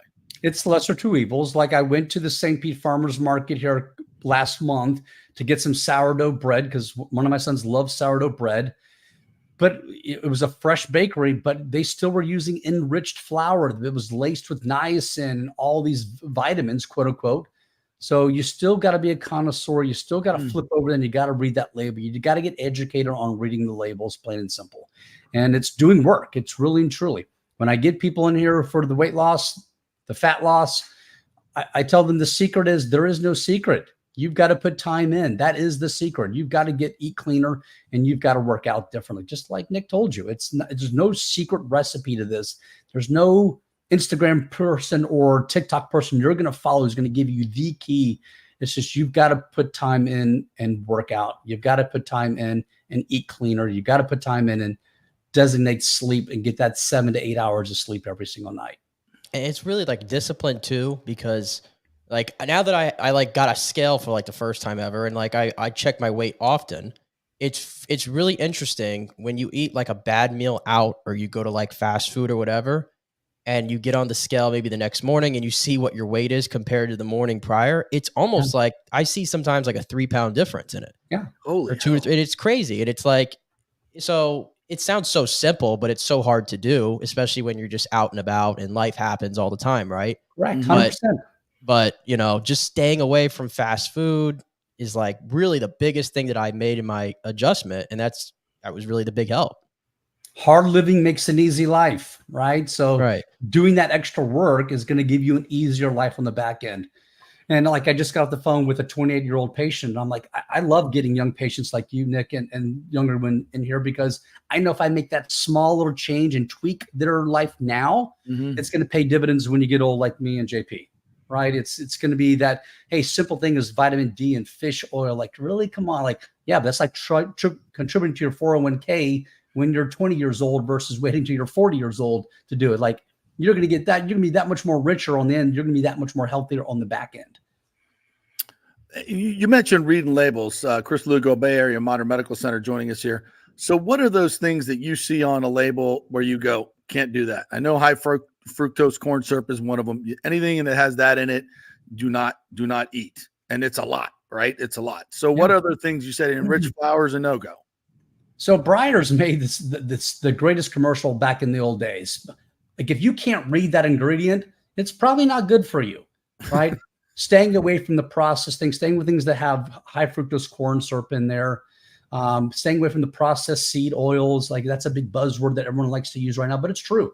You want to use natural oils in there. So if it's a coconut oil, if it's an avocado oil, is it an olive oil? Those are the things you want to start watching. But if you can't pronounce some of these preservatives in there, like, you're just like, hey, the more than likely, this is not a good thing for me. JP, when you and I were kids, a loaf of bread sat on the shelf for maybe a couple days before it went moldy. Yeah. Not today. It lasts for weeks on the shelf. That's crazy. Because of all the preservatives they put inside there, all the sugar they put inside there is going to make it last longer. So you've got to seek out that hard living things in order to get an easy life. Yeah. If you're not turning over the food in your refrigerator or pantry at least once a week, you're probably not doing it right. Right. If you're not shopping on a regular occasion 2 times a week, and then it's look, and I've got 3 16-year-olds, right? It was easy back in the old days to throw some mac and cheese on there and some chicken nuggets on there and call it a day. And hey, I was the cleanup dad, right? Yeah. Hey, you're not gonna eat that. I'll eat that. Right. realizing the mistakes that you made, like when you were younger, you got to start teaching the younger generation. And I know that's what you're battling right now. Yeah, at home, absolutely. Eventually, you've got to be the change, and they're going to start following the change. Yeah. Read the labels. It's the simplest thing. Just pick up that thing and just read the back of it. And what does it actually really say? But most everything you're going to find in Publix or Winn-Dixie or all these, wherever you shop, it's going to have that stuff in it, right? So you got to shop other places. You got to shop other places. You got to be a connoisseur. You've got to seek them out. You've got to know, hey, look, we got to go to such and such. So there's 2 butchers at the farmer's market. One of my patients says, hey, look, I've tried them both. This one's better with me. So I tried them all. I'm like, yeah, you're right. He is better than the other guy is. The food just tastes differently. They're both grass-fed, grass-finished, but something's different about their beef. So you've got to put the work in, plain and simple. And it's almost like a marriage. You got to put the work into it. You got to, in a relationship. If you're not going to do it, it's going to fizzle out, and you're going to wreak havoc at the end. And I know it's going to be more expensive on the front end, but it'll be less expensive on the back end. Right. Yeah. And everyone's complaining about all these prices. Everything's going up right now. The food is no different in that sense. Yeah. But your partner depends on this thing, right? So think about how you want to be living when you're 70, 80, 90 years old. Look, I heard something the other day, like go to a assisted living facility, go to a nursing home and walk around and see all those people, see how they're living their marginal decade of life. Do you want to end up like that? And then talk to a few of them. What would you have done differently knowing that you're going to live this long? Okay. Some people are going to give you a lot of regrets. Some people may not give you any regrets. Like, what are the regrets? What are not the regrets? What do they do differently? You've got to put that ball in motion now when you're younger than wait till you're 70. Man, if I knew I was going to live this long, I would have done this. Yeah. Right. Yeah. Get in the gym, work with the weights, not just cardio, and just don't do cardio. Yes. Do zone as clean as you can. Walks. Yeah. You don't need me running unless you're training for a race. Yeah. I haven't run a mile or so in a long, long time, but I still try to get that, other cardio with swimming and on a bike or something like that. That's swimming's great. Less low impact, right? Yeah. Yeah. It's really good, especially this time of year. All right. Appreciate you, Chris. Bay Area Modern Medical Center, BAMMC.com. That's how you get in touch with him. And he will spend a lot of time with you. And that's something you won't find probably with your primary care. So appreciate you, Chris. Thanks, buddy. All right, guys. See you later. Chris Lugo there, Bay Area Modern Medical Center. All right. We got a couple more minutes here. I got to get to this quote yesterday from Trev Alberts, who's the new AD at Texas A&M. And they were talking about paying players, and he said, "We don't have a revenue problem. We have an expense problem." And I'm like, that's interesting. That's very interesting. And I've said this for a long time. College coaches, especially head coaches, you got to cap these salaries. Otherwise, you're going to get to the point where it's going to be NBA, NFL coaching salaries where you're at $25 million, which is absolutely ridiculous. So you're going to pay your head coach. And if one is allowed to do it, it's just going to be an arms race. So at some point, if you capped, say, head coach's salaries at, say, $5 million, that's a ton of money. That is, even in this economy, that is a ton of money. And in terms of the next 5 years, that's going to pay for probably half your salary cap. If it's $25 million, that's going to pay for half your salary cap, because Kirby Smart's making what, $15 million now? Around there, yeah. Yeah, and cap assistant coach's salary. There's not going to be a lack of candidates. Trust me. You're not going to see some exodus to the NFL because there's only so many NFL jobs. But to me, it's one of the things that has to be done. If you're going to control how much every player gets paid, and everybody's like, "Oh, we're okay with that," and then it's like, "Oh, but you can't control coaches' salary." Why not? Why not? If you can control what the players are making, why can't you control what the coaches are making? Or at least if there's a pool for the players, why isn't there a pool for the coaches? Seems right to me. And if $5 million's not, by the way, if you're a head coach at a football school like Alabama or Georgia, that's $5 million that you get in your account. You know what you pay for? Right. Nothing. You pay for nothing. They pay for your house. They pay for your car. They pay for your gym memberships. They pay for your Augusta National memberships. They pay for everything. You walk into a restaurant, you don't pay. You don't pay for a freaking thing. So if you're making $5 million a year as a head coach, you're going to be okay. You're going to be just fine. And I think that would make a difference. But you're not allowed to talk about that. Don't even bring that up at the coaches' meeting. I would love to be one of the reporters and say, Coach, since we're capping the players' salaries, how about we cap the coaches' salaries? What are they going to say? You'll have a coach go for that. Not a single one. I'd just like to hear the answer, though. I'd like to hear the answer. What are you going to say? We deserve more money? Good luck. I think the coach would just look at you and look, you son of a bitch. It reminded me of something. I think Penny Hardaway said this last week, maybe. And I think he's still the head coach at Memphis. And he was like, I got players who are making more than my assistants. And he said it as almost like it's a bad thing. Right. Like I can't fathom the fact that my players are making more than my assistants. And I'm like, sir, this is professional sports now. That's right. And that's usually what happens. The players make more than the coaches. No? It should be. It should be that way. But I know there are some coaches that are, I think Steve Kerr's making like $25 million a year. Like, when did NBA coaching salaries get to like $25 million a year? That's crazy. But anyway, I don't see if you're looking to cut expenses, I think that's where you can start. Coaches' salaries right off the top. And they need to put a kibosh on them, because it's going to, it's just going to continue to escalate every year. It's like as one coach gets leverage. Oh, I want to be the highest paid coach. Okay, but please stay. And how much you think they would have offered Saban to stay? 50 million? 30 million? I mean, it just, how much is enough? They would have offered it, but he just, he was done with this nonsense. All right, great job, Nick Geddes. Appreciate you. Thanks, Scott Jeeves, Chris Lugo as well for joining us here. Thank you guys very much for joining us each and every day. Our numbers continue to go up. We really appreciate it. Please like and subscribe on our YouTube page so we can keep doing this. Really appreciate that. The JP Peterson Show, and also on our podcasts on Apple, Spotify, any place you get your podcast. Please like and subscribe there as well. Have a great day, everybody. We will not have a live show tomorrow, but we'll have some interesting stuff for you for tomorrow's broadcast. So check it out, and we'll be back with a live show on Monday. Have a great weekend, everybody.